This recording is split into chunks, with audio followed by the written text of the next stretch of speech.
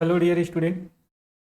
आज जो है हम अमीन पटवारी परीक्षा जो 7 दिसंबर 2025 को आयोजित होना है उसके लिए टेस्ट सीरीज अब जो है हम प्रत्येक संडे को कंप्लीट करेंगे। ठीक है, ये टेस्ट सीरीज पेपर है जिसका पीडीएफ आपको मेरे टेलीग्राम चैनल पर मिल जाएगा। उसमें आंसर नहीं लिखा रहेगा, पूरा क्वेश्चन है, आप 100 क्वेश्चन का प्रैक्टिस कर सकते हैं। इसमें 50 क्वेश्चन सिंपल है ना, जैसे 4 ऑप्शन के साथ, और जो बाकी जो 50 क्वेश्चन रहेंगे इसमें कुट वाले प्रश्न हैं, क्योंकि अभी आप ट्रेंड देख रहे होंगे व्यापम का कि वो कुट वाले प्रश्न, कथन और कारण वाले प्रश्न बहुत ज़्यादा पूछे जा रहे हैं, है ना। तो उसी प्रकार का क्वेश्चन मैं इसमें सम्मिलित किया हूँ और उम्मीद करता हूँ कि ये जो 100 क्वेश्चन है आपका पूरा तैयारी को बेहतर बना देगा। मैं हर रविवार को एक सब्जेक्ट का 100 क्वेश्चन लेके आऊँगा और क्वेश्चन का डिटेलिंग इतना रहेगा कि आपका पूरा होल सिलेबस कंप्लीट हो जाएगा। 100 क्वेश्चन में पूरा सिलेबस को कंप्लीट करेंगे, साथ ही आपको उस प्रकार के फॉर्मेट भी मिलेगा जैसे व्यापम में पूछा जाता है। जैसे आपको बताया कि 50 क्वेश्चन मैं सिंपल रखा हूँ इसमें 4 ऑप्शन के साथ, बाकी जो 50 क्वेश्चन है वो कूट वाले रहेंगे, और ऐसा क्वेश्चन है वो 50 क्वेश्चन कहने का है, वो 100 से 150 क्वेश्चन को कंप्लीट करता है। ठीक है, उसको भी हम जानेंगे, बहुत इंपॉर्टेंट है। तो आप लगातार मेरे साथ बने रहिए। चैनल पर पहली बार आए तो बिल्कुल इसको सब्सक्राइब करिएगा और अपना एक कमेंट करके बताइएगा कि ये सीरीज़ कैसा लग रहा है। जब आप कमेंट करेंगे, चैनल को सब्सक्राइब करेंगे, तभी मुझे मालूम होगा कि आप इसको देखने में इंटरेस्टेड हो, और आगे का सीरीज़ मैं इसी प्रकार से कंटिन्यू करूँगा। आपको वादा करता हूँ, अगर आप कमेंट करके बताते हैं और चैनल को सब्सक्राइब करते हैं तो हर रविवार को आपका अमीन पटवारी का जो तैयारी बहुत बेहतरीन ढंग से हो जाएगा। साथ ही मैं पंचायती राज का आज लास्ट वीडियो अपलोड करूंगा जिसमें आपका पूरा पंचायती राज कंप्लीट हो जाएगा। इसके बाद हम जो है भारत का भूगोल देखेंगे, फिर इतिहास देखेंगे, सभी सब्जेक्ट को देखेंगे। हम उन महत्वपूर्ण टॉपिक पर बात करेंगे जिसको एग्जाम में पूछा जाता है, केवल उसी टॉपिक पर बात करेंगे। हम जो है पूरा होल सिलेबस कंप्लीट नहीं करेंगे, हम वो सब चीज़ें देखेंगे जहाँ से क्वेश्चन ज़्यादा बनते हैं, और आपको एक एनालिसिस वीडियो आपके लिए भी लेकर आऊँगा ताकि आपको पता चल सके किस किस पोर्शन से लगातार क्वेश्चन पूछा गया है, और डेफिनेटली वहाँ से क्वेश्चन बनना ही बनना है। बस फॉर्मेट हमको समझना है कि किस प्रकार से क्वेश्चन बन सकता है। ठीक है, तो चलिए आज की क्लास शुरुआत करते हैं। चैनल को बिल्कुल सब्सक्राइब करिएगा, टेलीग्राम चैनल पर जुड़ जाइएगा। सीजी व्यापम एस्पिरेंट जो मेरा यूट्यूब चैनल का नाम है उसी नाम से टेलीग्राम पर चैनल है। ठीक है, उसमें जाके आप जुड़ जाइए, वहाँ आपको पीडीएफ इसका मिल जाएगा, वहाँ से डाउनलोड कीजिए, है ना, और आपका आंसर उसमें लिखते हुए चले जाइए।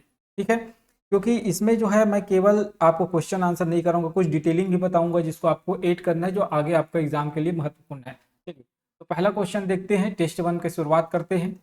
पहला क्वेश्चन है, कंप्यूटर का मस्तिष्क किसे कहते हैं? कंप्यूटर का मस्तिष्क किसे कहते हैं? मेमोरी को, एलयू को, सीपीयू को, इनपुट डिवाइस को? तो हम जानते हैं कंप्यूटर का मस्तिष्क कहा जाता है सीपीयू को। किसको कहा जाता है? सीपीयू को। सीपीयू का अर्थ क्या होता है? Central processing unit. क्या होता है? Central processing unit. ठीक है, सेंट्रल प्रोसेसिंग यूनिट, ये फुल फॉर्म होता है, पूछा जाता है। ठीक है, एलयू का फुल फॉर्म क्या होता है? Arithmetic logic unit. Logic unit होता है इसका फुल फॉर्म। ठीक है, याद रखेंगे। तो ये दोनों को आपको ध्यान रखना है। सीपीयू का बेसिकली काम क्या होता है? जितना भी जो डिवाइस लगा होता है उस सबके बीच एक समन्वयन का कार्य करता है। साथ ही जो कैलकुलेशन का जो पार्ट होता है, जो सीपीयू के अंदर ही क्या होता है? एलयू होता है। तो कैलकुलेशन का पार्ट एलयू करता है जो सीपीयू के अंदर होता है। मतलब पूरा नियंत्रण का कार्य, समन्वयन का कार्य कौन करता है? सीपीयू करता है। इसीलिए इसको कंप्यूटर का मस्तिष्क कहा जाता है, ध्यान रखेंगे। ठीक है, चलिए अगला क्वेश्चन की ओर बढ़ते हैं। अगला क्वेश्चन है, एमएस वर्ड में फाइल को सेव करने की शॉर्टकट कुंजी है? Control C, control V, control S, control O. Control C आप जानते हैं कॉपी के लिए होता है। ठीक है, कंट्रोल वी पेस्ट के लिए होता है। ठीक है, कंट्रोल एस सेव के लिए होता है, और कंट्रोल ओ ओपन के लिए होता है। तो इसका सही आंसर क्या हो जाएगा? सी। सी जो है इसका सही आंसर है। ठीक है, याद रखेंगे, सेव करने के लिए कंट्रोल प्लस सी का उपयोग करते हैं। चलिए, यूआरएल का फुल फॉर्म है, यूआरएल का फुल फॉर्म है uniform resource locator, universal resource link, uniform region locator, universal record locator. ठीक है, तो हम जानते हैं यूआरएल का फुल फॉर्म क्या होता है? यूनिफॉर्म रिसोर्स लोकेटर होता है इसका फुल फॉर्म। ठीक है, ये क्या करता है, वेब एड्रेस को बताता है, ध्यान रखें किसको बताता है, वेब एड्रेस को बताने का काम कौन करता है, यूआरएल करता है। जैसे आप लिखते हैं www.google.com, ये क्या है, यूआरएल है, ठीक है। तो ये किसको बताता है, उस गूगल के वेबसाइट को, मतलब वेब एड्रेस को बताता है, ठीक है। चलिए अगले प्रश्न की ओर बढ़ते हैं। ईमेल का आविष्कार किसने किया, ईमेल का आविष्कार किसने किया, टिम बर्नर्स-ली ने, रेमंड टॉमलिंसन ने, बिल गेट्स ने, चार्ल्स बेबेज ने। तो हम जानते हैं ईमेल का आविष्कारक कौन है, रेमंड या रो टॉमलिंसन जिसको बोलते हैं, है ना, रेमंड टॉमलिंसन या रो टॉमलिंसन, ठीक है। इन्होंने क्या किया था, ईमेल का आविष्कार किया था। कब किया था, 1971 में। कब किया था, 1971 में किया था। और अर्पा नेटवर्क पर, अर्पा नेटवर्क, है ना, अर्पा नेट या अर्पा नेटवर्क पर सबसे पहले इलेक्ट्रॉनिक मेल इन्होंने भेजा था। सबसे पहले इलेक्ट्रॉनिक मेल किसने भेजा था, तो रो टॉमलिंसन ने। कब, 1971 में। और उस समय इन्होंने एट द रेट जो सिंबल है उसका उपयोग किया था, symbol at the rate symbol का प्रयोग भी इन्होंने किया था, ध्यान रखेंगे, ठीक है। चलिए अब हम बात करते हैं अगले क्वेश्चन की। तो अगला क्वेश्चन है, बायोस का फुल फॉर्म क्या है, बायोस का फुल फॉर्म क्या होता है, basic input output system, binary input output system, basic internal operating system, binary internal output software, ठीक है। तो क्या हो जाएगा, बायोस का फुल फॉर्म होगा बेसिक इनपुट आउटपुट सिस्टम, इसको बोलते हैं बायोस। क्या बोलते हैं, बायोस। देखो जब कंप्यूटर को चालू करते हैं, ठीक है, तो सबसे पहले क्या स्टार्ट होता है, बायोस स्टार्ट होता है। क्या स्टार्ट होता है, बायोस। बायोस ये चेक करता है कि कंप्यूटर में जो इनपुट डिवाइस लगा हुआ है, जो आउटपुट डिवाइस लगा हुआ है, वो सही तरीके से काम कर रहा है कि नहीं कर रहा है। जो कंप्यूटर के जो सॉफ्टवेयर है उसमें डेट टाइम वगैरह जो भी लिखा है वो सही तरीके से काम कर रहा है कि नहीं कर रहा है। ये सबको चेक करने का काम कौन करता है, बायोस करता है, ठीक है। कहने का मतलब क्या है, बायोस ओवरऑल नियंत्रण बना के रखता है कंप्यूटर के ऊपर, ठीक है, ध्यान रखेंगे। सबसे पहले यही स्टार्ट होता है क्योंकि ये मदरबोर्ड पर स्थित होता है। किस पर स्थित होता है, मदरबोर्ड पर स्थित होता है, ठीक है। और ये एक प्रकार का क्या है, फर्मवेयर है, याद रखेंगे क्या है, ये फर्मवेयर है। पूछा जाता है बायोस क्या है, तो बायोस एक प्रकार का फर्मवेयर है भाई, ठीक है, ध्यान रखेंगे, ठीक। चलिए अगले प्रश्न की ओर बढ़ते हैं। कंप्यूटर के जनक किसे कहते हैं, कंप्यूटर के जनक Adam Smith, Charles Babbage, Tim Berners Lee, Alan Turing. तो कंप्यूटर का जनक किसको कहा जाता है, चार्ल्स बेबेज को कहा जाता है। कंप्यूटर का जनक किसे कहा जाता है, चार्ल्स बेबेज को जो है कंप्यूटर का जनक कहा जाता है, ठीक है। ये क्या किया था, चार्ल्स बेबेज ने 19वीं सदी में, है ना, 19वीं सदी में आप पढ़े होंगे इतिहास तो कंप्यूटर का, तो 19वीं सदी में इन्होंने एनालिटिकल इंजन और डिफरेंस इंजन का आविष्कार इन्होंने किया था। एनालिटिकल इंजन और डिफरेंस इंजन का आविष्कार इन्होंने किया था, इसीलिए चार्ल्स बेबेज को क्या कहा जाता है, फादर ऑफ कंप्यूटर कहा जाता है, कंप्यूटर के जनक कहा जाता है, ठीक है। चलिए अगले प्रश्न की ओर बढ़ते हैं। विंडोज में रिसाइकल बिन का उपयोग किस लिए होता है, विंडोज में रिसाइकल बिन का उपयोग किस लिए होता है, फाइल सेव करने में, फाइल कॉपी करने में, फाइल डिलीट करने के बाद अस्थायी संग्रहण हेतु, प्रोग्राम रन कराने हेतु। तो रिसाइकल बिन में जब हम किसी भी फाइल को जब डिलीट करते हैं कंप्यूटर से तो कहाँ जाता है, रिसाइकल बिन में।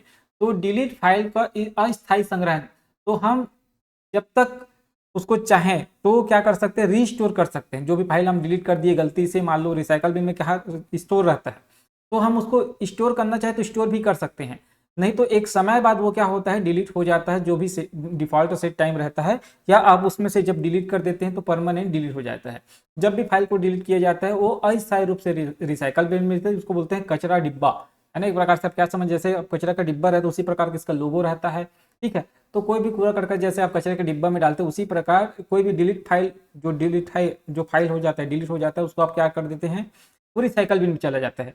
आप चाहें तो उसको रिस्टोर भी कर सकते हैं, ठीक है। अगर आप शिफ्ट प्लस डिलीट दबाएंगे, ध्यान रखेंगे, अगर आप शिफ्ट प्लस डिलीट का बटन दबा देते हैं, शिफ्ट प्लस डिलीट का बटन दबा देते हैं, तो जो फाइल आप डिलीट करेंगे वो रिसाइकल बिन में नहीं जाएगा, वो डायरेक्ट कहाँ चले जाएगा, परमानेंट डिलीट हो जाएगा, वो कहीं नहीं मिलेगा आपको, ठीक है। तो केवल डिलीट बटन जब आप दबाएंगे, तो केवल डिलीट बटन जब दबाते हैं तो रिसाइकल बिन में जाएगा। शिफ्ट प्लस डिलीट अगर दबाते हैं वो रिसाइकल बिन में नहीं जाता, परमानेंट डिलीट हो जाता है।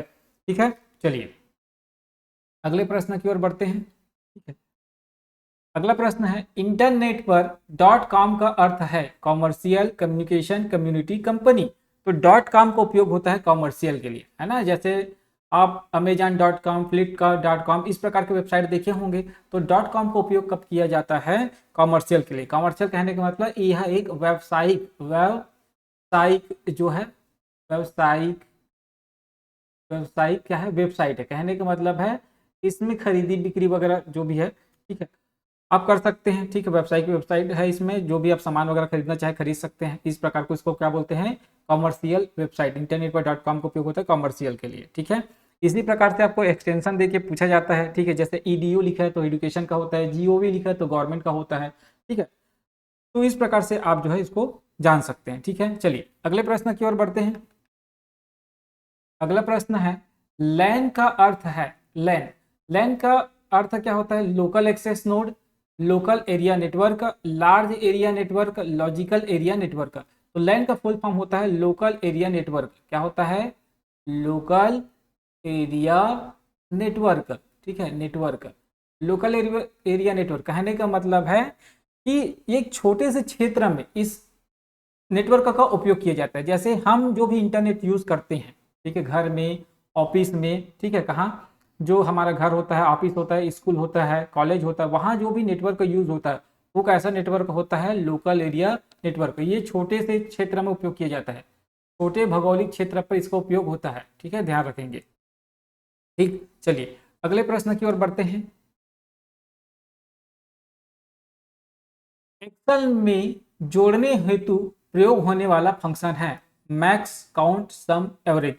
तो जोड़ने से आता है सम। जोड़ने को क्या बोलते हैं? हम सम बोलते हैं। तो सम का उपयोग किया जाता है जोड़ने के लिए। किसका उपयोग किया जाता है? सम। मैक्स का मतलब मैक्सिमम वैल्यू के लिए। मैक्स का उपयोग किसके लिए किया जाता है? मैक्सिमम नंबर को फाइंड आउट करने के लिए। काउंट का उपयोग होता है काउंट गणना करने के लिए। क्या करने के लिए? काउंट गणना करने के लिए। एवरेज, एवीजी ऐसा कुछ नहीं होता है। ठीक है, एवीजी कुछ नहीं होता, पूरा फुल फॉर्म एवरेज लिखा रहता है। तब उसका उपयोग होता है एवरेज करने के लिए, औसत निकालने के लिए। ठीक है, चलिए तो एवीजी करके कुछ नहीं होता। अगर एवरेज निकालना है तो वो पूरा लिखा रहेगा एवरेज। ठीक है, ध्यान रखेंगे। चलिए अगले प्रश्न की ओर बढ़ते हैं। पावर पॉइंट का प्रयोग होता है लेखन हेतु, प्रस्तुतिकरण हेतु, डेटा गणना हेतु, डाटाबेस प्रबंधन हेतु। ठीक है, तो पावर पॉइंट का उपयोग क्यों करते हैं हम? प्रेजेंटेशन के लिए। किसके लिए उपयोग करते हैं? प्रेजेंटेशन के लिए। प्रेजेंटेशन के लिए उपयोग होता है, ध्यान रखेंगे पावर पॉइंट का। ठीक है, इसका जो एक्सटेंशन होता है वो डॉट पीपीटी होता है और डॉट पीपीटी एक्स भी आपको मिल जाएगा। पीपीटी एक्स जो है अभी न्यू वर्जन का है ना, न्यू जो आता है पावर पॉइंट उसका। पीपीटी आपको विंडोज 7 से पहले जो भी आता है ना, माइक्रोसॉफ्ट पावर पॉइंट 2007 से पहले का जो भी पावर पॉइंट होता था उसमें पीपीटी का उपयोग होता था। ठीक है, लेखन के लिए हम वर्ड का उपयोग करते हैं। ठीक है, याद रखेंगे। डेटा बेस मैनेजमेंट के लिए एक्सेस को, डेटाबेस के लिए किसका उपयोग किया जाता है? एमएस एक्सेस का। याद रखेंगे एमएस एक्सेस, ध्यान रखेंगे एमएस एक्सेस। लेखन के लिए वर्ड का, लेखन के लिए वर्ड का, प्रस्तुतिकरण के लिए आपका पीपीटी का, और डेटा गणना के लिए एक्सेल का। इसका एक्सेल का उपयोग किया जाता है, ध्यान रखेंगे। ठीक है, आप शब्दों को ध्यान रखेंगे तो आपको ये बनते जाएगा। ठीक है, चलिए अब इसमें आपको एक चीज और मैं समझा देता हूं। जैसे हम आप लुकअप पढ़े होंगे, है ना, वी लुकअप।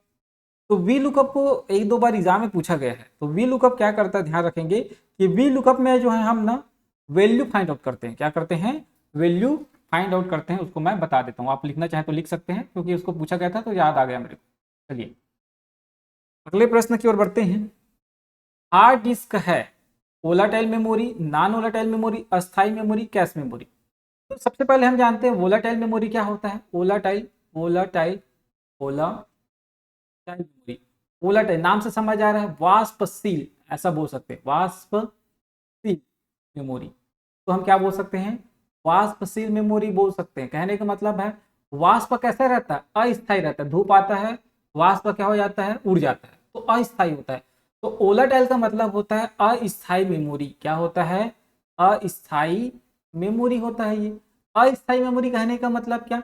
ऐसा मेमोरी जैसे ही बिजली बंद हो जाती है और कंप्यूटर बंद हो जाता है तो उसमें जो भी डेटा लिखा रहे होगा वो क्या हो जाता है, मिट जाता है। जैसे रैम, अगर हम रैम का बात करें तो रैम में जो भी डेटा आप कंप्यूटर जब चालू करेंगे, आप चलाएंगे, कोई भी प्रोग्राम ओपन करेंगे तो रैम में ओपन होता है ना।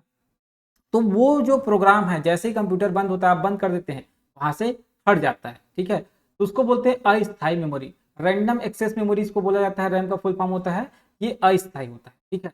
नॉन वोलेटाइल कहने का मतलब अवाष्पशील, जो क्या होता है, जो समाप्त नहीं होता है। जैसे जो वाष्प है वो तो समाप्त हो जाएगा, लेकिन जो अवाष्पशील है वो स्थायी मेमोरी होता है। ये कैसे मेमोरी होता है, स्थायी मेमोरी होता है, ध्यान रखें कैसे मेमोरी है, स्थायी मेमोरी है, ठीक है। और इसमें क्या क्या आएगा, आपका हार्ड डिस्क। हार्ड डिस्क में आप डाटा एक बार सेव कर देते हैं, आप कंप्यूटर को बंद कर देते हैं, फिर भी वो डेटा उसमें स्टोर रहता है, ठीक है। जैसे मेमोरी कार्ड आपके मोबाइल में लगा होगा, उसमें डेटा रहता है, उसको क्या बोलते हैं हम, स्थायी मेमोरी। हार्ड डिस्क हो गया, एसएसडी हो गया, है ना, एसएसडी हो गया, पेन ड्राइव हो गया, इन सब में जो भी डेटा आप रखेंगे वो स्टोर रहता है, इसको बोलते हैं स्थायी मेमोरी। अस्थायी मेमोरी अभी आपको बताया, इसी को क्या बोला जाता है, वोलाटाइल मेमोरी। कैश मेमोरी क्या होता है, सबसे फास्ट मेमोरी होता है। कैश मेमोरी क्या होता है, सबसे फास्ट मेमोरी होता है, ध्यान रखेंगे, सबसे फास्ट मेमोरी होता है कैश मेमोरी, मोस्ट इंपॉर्टेंट है, ठीक है। इसको ध्यान रखेंगे। कोई भी चीज को आप जब खोलते हैं, है ना, कंप्यूटर में जो भी चीज को आप ओपन करते हैं, सबसे पहले केस मेमोरी जाता है, फिर रैम में ओपन होता है वो, है ना। अगर आप देखे होंगे तो आप जो भी मदरबोर्ड पर देखे होंगे तो उसमें जो आप प्रोसेसर लगाते हैं तो उस प्रोसेसर में लिखा होता है 4 MB case memory, 16 MB case memory, 32 MB case memory, ठीक है। तो जितना ज़्यादा केस मेमोरी होगा उतना ज़्यादा वो प्रोसेसर जो है फास्ट होगा, ध्यान रखेंगे, ठीक है। तो केस मेमोरी के ऊपर भी डिपेंड करता है। तो हम जरूर बोलते हैं कि कोई भी चीज़ रैम में ओपन होता है, लेकिन सबसे पहले उसको ओपन करने का काम या गति प्रदान करने का काम कौन करता है, कैश मेमोरी करता है, उसके बाद जाके वो रैम में ओपन होता है, ठीक है। इस बात को ध्यान में रखेंगे, ठीक। चलिए अगले प्रश्न की ओर बढ़ते हैं। डब्ल्यू का आविष्कार किसने किया, डब्ल्यू का आविष्कार किसने किया, Tim Berners Lee, Bill Gates, Mark Zuckerberg, Steve jobs.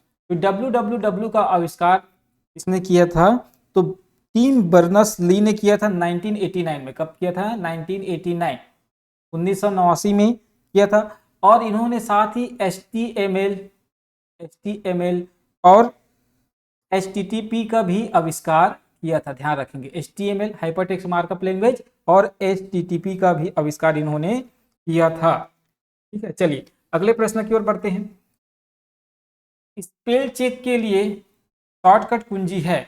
Spell, अगर जैसे वर्ड में आप कुछ चीज लिखे, है ना, और उसमें स्पेलिंग एरर हो गया तो उसको चेक करना है, तो उसके लिए हम किसका उपयोग करते हैं, तो स्पेल चेक के लिए हमेशा F7 का उपयोग किया जाता है। जो फंक्शन का 12 फंक्शन बटन होता है ना आपके कीबोर्ड में, उसमें F7 का उपयोग आप करेंगे तो आप स्पेल चेक कर सकते हैं, स्पेलिंग चेक, ठीक है। चलिए अगले प्रश्न की ओर बढ़ते हैं। अगला प्रश्न है, एलयू का कार्य है, एलयू का कार्य, अभी पहले ही क्वेश्चन में आपको बताया था एलयू का क्या फुल फॉर्म क्या होता है, अरिथमेटिक लॉजिक यूनिट, ठीक है। तो नाम से ही समझ आ रहा है, अरिथमेटिक लॉजिक यूनिट मतलब लॉजिक और गणना, गणना करना और लॉजिक, इसका क्या है, कार्य होता है, ठीक है, ध्यान रखना। लॉजिकल रीजनिंग के जो क्वेश्चन होते हैं जैसे लेस देन, ग्रेटर देन, है ना, ये सब क्या होता है, लॉजिकल, इफ, ये सब लॉजिक क्वेश्चन है। गणना मतलब जोड़ घटाव गुना भाग, तो जो एलयू होता है वो जोड़ घटाव गुना भाग तो करता है, साथ ही आपको सबसे छोटा सबसे बड़ा, है ना, इस प्रकार के जो क्वेश्चन भी होते हैं उसको भी सॉल्व कर देता है। आप एक्सेल वगैरह जब चलाते हैं, ठीक है, तो सभी प्रकार की गणनाएं होते हैं, कंप्यूटर सभी प्रकार की गणनाएं कर सकता है, ठीक है। तो जो लॉजिक वाला जो क्वेश्चन वगैरह होता है या जो लॉजिक जो फॉर्मेट में होता है उसको कौन सॉल्व करता है, एलयू, और गणना करने का काम भी करता है, ठीक है। इसीलिए हम इसको क्या बोलते हैं, अरिथमेटिक लॉजिक यूनिट, मतलब गणना और लॉजिकल कार्य को संपादित कौन करता है, एलयू करता है, ध्यान रखेंगे, ठीक है। प्रथम इलेक्ट्रॉनिक कंप्यूटर था यूनिवैक, एनियक, एडवैक, एबीसी। तो चलिए जानते हैं। सबसे पहले तो सबका फुल फॉर्म बता दूं क्योंकि एग्जाम में पूछा जाता है। यूनिवैक का मतलब होता है यूनिवर्सल ऑटोमेटिक कंप्यूटर। यूनिवैक का क्या होता है, universal universal automatic automatic computer, ये होता है आपका यूनिवर्सल, है ना, यूनिवेक का फुल फॉर्म। एनईएक का फुल फॉर्म होता है electronic numerical integrator, electronic electronic numerical numerical integrator integrator integrator and computer, ठीक है, याद रखेंगे। एडवेक का फुल फॉर्म होता है electronic electronic discrete variable automatic computer,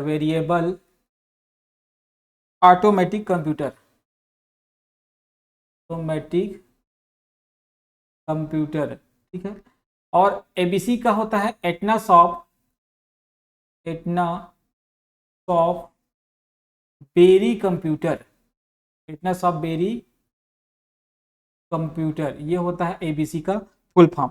और याद रखेंगे जो एबीसी कंप्यूटर है ना, सबसे पहले स्वचालित, है ना, स्वचालित पहला इलेक्ट्रॉनिक कंप्यूटर, स्वचालित पहला इलेक्ट्रॉनिक डिजिटल कंप्यूटर है, याद रखेंगे। पहला इलेक्ट्रॉनिक डिजिटल कंप्यूटर है कौन सा, आपका एबीसी कंप्यूटर, इसको भी ध्यान रखेंगे, ठीक है। चलिए उसके बाद अगले प्रश्न की ओर बढ़ते हैं। आईपी का फुल फॉर्म है internet protocol, internet program, internet protocol, internal protocol, international program, ठीक है। तो हम जानते हैं आईपी का फुल फॉर्म क्या होता है। तो आईपी का फुल फॉर्म होता है इंटरनेट प्रोटोकॉल, क्या होता है, इंटरनेट प्रोटोकॉल होता है आईपी का फुल फॉर्म, ठीक है। अगले प्रश्न की ओर बढ़ते हैं। अगला प्रश्न है कंट्रोल जेट का कार्य है, ठीक, रेडू, अंडू, सेव, ओपन, ठीक है। तो याद रखते हैं कुछ चीजों को। और इसमें रेडू का लिए उपयोग होता है कंट्रोल प्लस वाई को उपयोग किया जाता है रेडू के लिए। अंडू के लिए कंट्रोल प्लस जेड का उपयोग अंडू के लिए। सेव के लिए होता है कंट्रोल प्लस एस सेव के लिए। और ओपन के लिए होता है कंट्रोल प्लस ओ, ये होता है ओपन के लिए, ठीक है।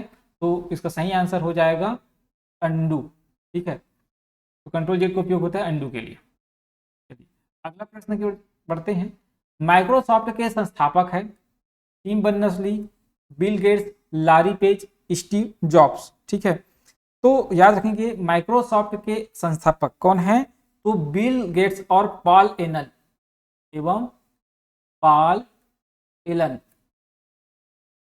ये दोनों हैं माइक्रोसॉफ्ट के संस्थापक। 1975 में इन्होंने क्या किया था, इसका आविष्कार किया था समझो, या इसको स्थापित किया था, ध्यान रखेंगे माइक्रोसॉफ्ट, ठीक है। संस्थापक है बिल गेट्स और पॉल एलन, ठीक, 1975। चलिए अगले प्रश्न की ओर बढ़ते हैं। ई गवर्नेंस का अर्थ है इलेक्ट्रॉनिक गवर्नमेंट, ऑनलाइन प्रशासन, डिजिटल शिक्षा, उपरोक्त सभी। दोस्तों इस क्वेश्चन को आपको समझना है। ई गवर्नेंस का अर्थ है, आप डायरेक्ट इसका आंसर लगाएंगे इलेक्ट्रॉनिक गवर्नमेंट। ई का मतलब इलेक्ट्रॉनिक और गवर्नमेंट का अर्थ गवर्नेंस आप निकाल सकते हैं। इसका आंसर आप ए लगा के आएंगे। लेकिन यहाँ अर्थ पूछा है, ना कि फुल फॉर्म, ध्यान रखेंगे। चीज़ों को समझना है, यही छोटा छोटा मिस्टेक है जो आपको एग्जाम में कराएगा, ठीक है। यहाँ अर्थ पूछा गया है, ना कि उसका फुल फॉर्म। अगर फुल फॉर्म पूछा जाता, ठीक है, तब आप इलेक्ट्रॉनिक गवर्नमेंट बोलते। यहाँ ई गवर्नेंस का अर्थ इलेक्ट्रॉनिक गवर्नमेंट नहीं होगा, ऑनलाइन प्रशासन होगा। क्या होगा, ऑनलाइन प्रशासन, क्या याद रखेंगे, ठीक। इसका सही आंसर क्या हो जाएगा, ऑनलाइन प्रशासन, ना कि फुल फॉर्म नहीं पूछा है, ध्यान रखेंगे इस बात को, मोस्ट इंपॉर्टेंट है। इसी प्रकार के क्वेश्चन पूछा जाता है, ठीक है। चलिए अगले प्रश्न की ओर बढ़ते हैं। अगला प्रश्न है टीसीपी/आईपी में टीसीपी का अर्थ होता है transmission control protocol, transfer communication protocol, process terminal control protocol, transmission communication protocol, ठीक है। तो याद रखेंगे टीसीपी का होता है ट्रांसमिशन कंट्रोल प्रोटोकॉल, ना कि ट्रांसफर। ट्रांसमिशन कंट्रोल प्रोटोकॉल होता है इसका अर्थ है। टीसीपी का अर्थ क्या है, ट्रांसमिशन कंट्रोल प्रोटोकॉल। ठीक है, चलिए अगले प्रश्न की ओर बढ़ते हैं। अगला प्रश्न है रैम किस प्रकार की मेमोरी है। अभी आपको बताया था थोड़ा देर पहले, रैम का फुल फॉर्म होता है रैंडम एक्सेस मेमोरी। ठीक है, ये अस्थायी मेमोरी होता है। कैसा मेमोरी होता है, ये अस्थायी मेमोरी होता है, ध्यान में रखेंगे। ठीक है, ये होता है आपका वोलाटाइल, अगर बोलेंगे तो क्या होता है इंग्लिश में, वोलाटाइल, अस्थायी, है ना, अस्थायी। ठीक है, चलिए अगले प्रश्न की ओर बढ़ते हैं। अगला प्रश्न है गूगल का सह संस्थापक कौन है। गूगल का सह संस्थापक कौन है, बिल गेट्स, लैरी पेज और Sergey Brin, Steve jobs, Michael Dell. तो गूगल का स्थापना किसने किया था, लैरी पेज और सर्गेई ब्रिन। कब किया था, 4 सितंबर 1998, 4 सितंबर 1998, 4 सितंबर 1998 को ध्यान में रखेंगे। चलिए अगले प्रश्न की ओर बढ़ते हैं। अगला प्रश्न है कंट्रोल पी का कार्य। कंट्रोल पी का मतलब होता है प्रिंट, पी से याद रखेंगे प्रिंट, तो प्रिंट होगा। ठीक है, कंट्रोल पी प्रिंट। पेस्ट के लिए control plus V, control plus V paste के लिए होता है। पेज सेटअप के लिए याद रखेंगे alt plus P plus M plus A, ये होता है पेज सेटअप के लिए। ठीक है, प्रीव्यू के लिए क्या होता है, प्रीव्यू के लिए होता है control plus F2, control plus F2 preview के लिए, ध्यान रखेंगे। ठीक है, चलिए अगले प्रश्न की ओर बढ़ते हैं। अगला प्रश्न है विंडो ऑपरेटिंग सिस्टम का निर्माता है IBM, गूगल, माइक्रोसॉफ्ट, इंटेल। तो IBM क्या बनाता है, ये तो कंप्यूटर बनाता है। ठीक है, गूगल आप जानते हैं सॉफ्टवेयर का निर्माण, है ना, आप जीमेल वगैरह देखते हैं गूगल का। माइक्रोसॉफ्ट क्या बनाता है, विंडो ऑपरेटिंग सिस्टम। क्या बनाता है, ऑपरेटिंग सिस्टम बनाता है, ऑपरेटिंग सिस्टम बनाता है। ठीक है, इंटेल क्या करता है, प्रोसेसर बनाता है। क्या बनाता है, प्रोसेसर, ये प्रोसेसर बनाता है, ध्यान रखें। इंटेल का प्रोसेसर आता है ना, जैसे i5, i3, i7, i10, ऐसा पढ़े होंगे। ठीक, चलिए अगले प्रश्न की ओर बढ़ते हैं। एक्सेल में औसत निकालने का फंक्शन है। एक्सेल में औसत कैसे निकाला जाता है, तो अभी बताया था थोड़ा देर पहले। जब भी निकालना है तो फुल उसका जो फॉर्म है वो लिखा रहेगा, पूरा स्पेलिंग लिखा रहेगा। ठीक है, एवरेज निकालने के लिए तो एक्सेल में औसत निकालते हैं एवरेज से। सम का उपयोग जोड़ने के लिए होता है। क्या किसके लिए होता है, जोड़ने के लिए, सम का। ठीक है, जोड़ने के लिए। मीन, ठीक है, मीन नाम का नहीं होता, ये मीन होता है, मीन, ऐसा मीन। ठीक है, मीन। काउंट मतलब गणना। ठीक है, काउंट के लिए क्या है, गणना के लिए काउंट। ठीक है, ध्यान रखेंगे। चलिए अगले प्रश्न की ओर बढ़ते हैं। HTML का फुल फॉर्म है, अभी थोड़ी देर पहले बताया था, hypertext markup language, high transfer machine language, hyperlink transfer markup language, hypertext making language.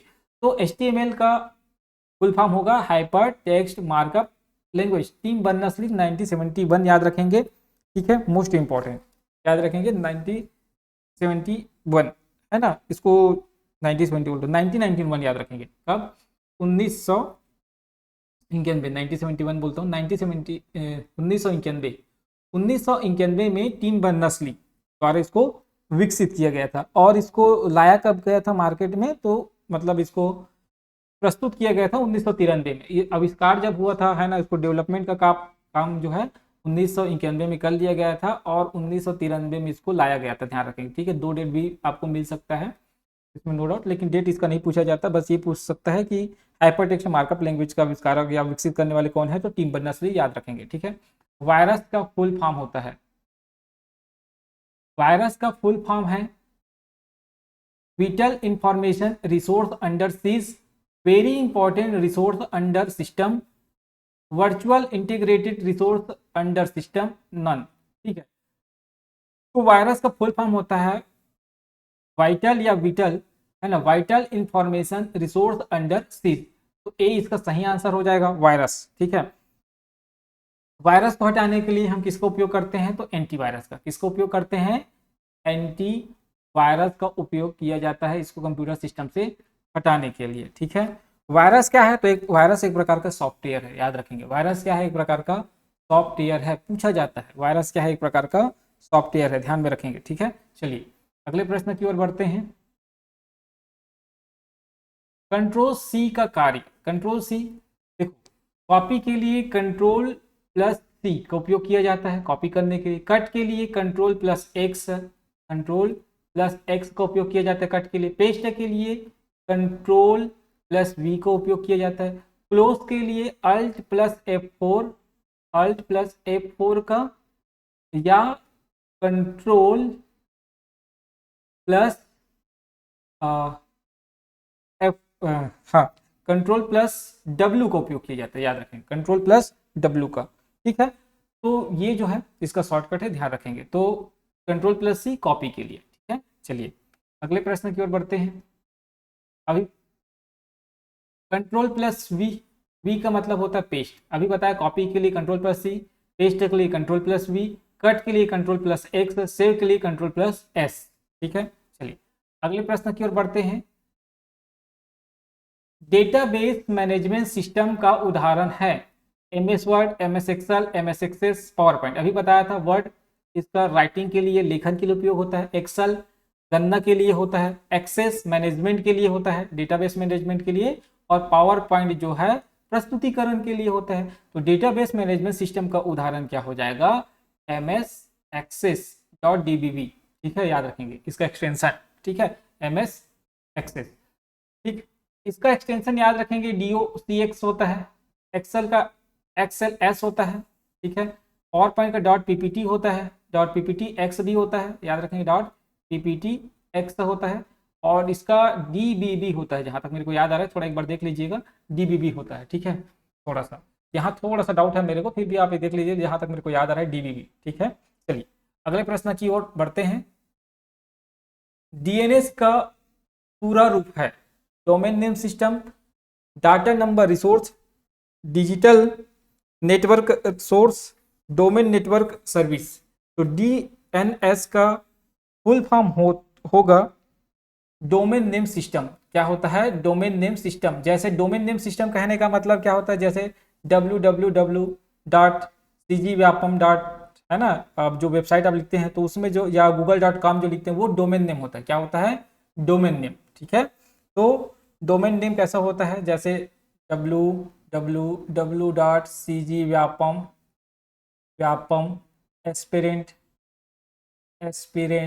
ऐसे .com, इस प्रकार से जो लिखा रहेगा वो क्या है? डोमेन नेम होता है। ठीक है, चलिए प्रोग्रामिंग भाषा सी का आविष्कार किसने किया? डेनिस रीची, जेम्स गॉसलिंग, किम बर्नर्स-ली, चार्ल्स बेबेज।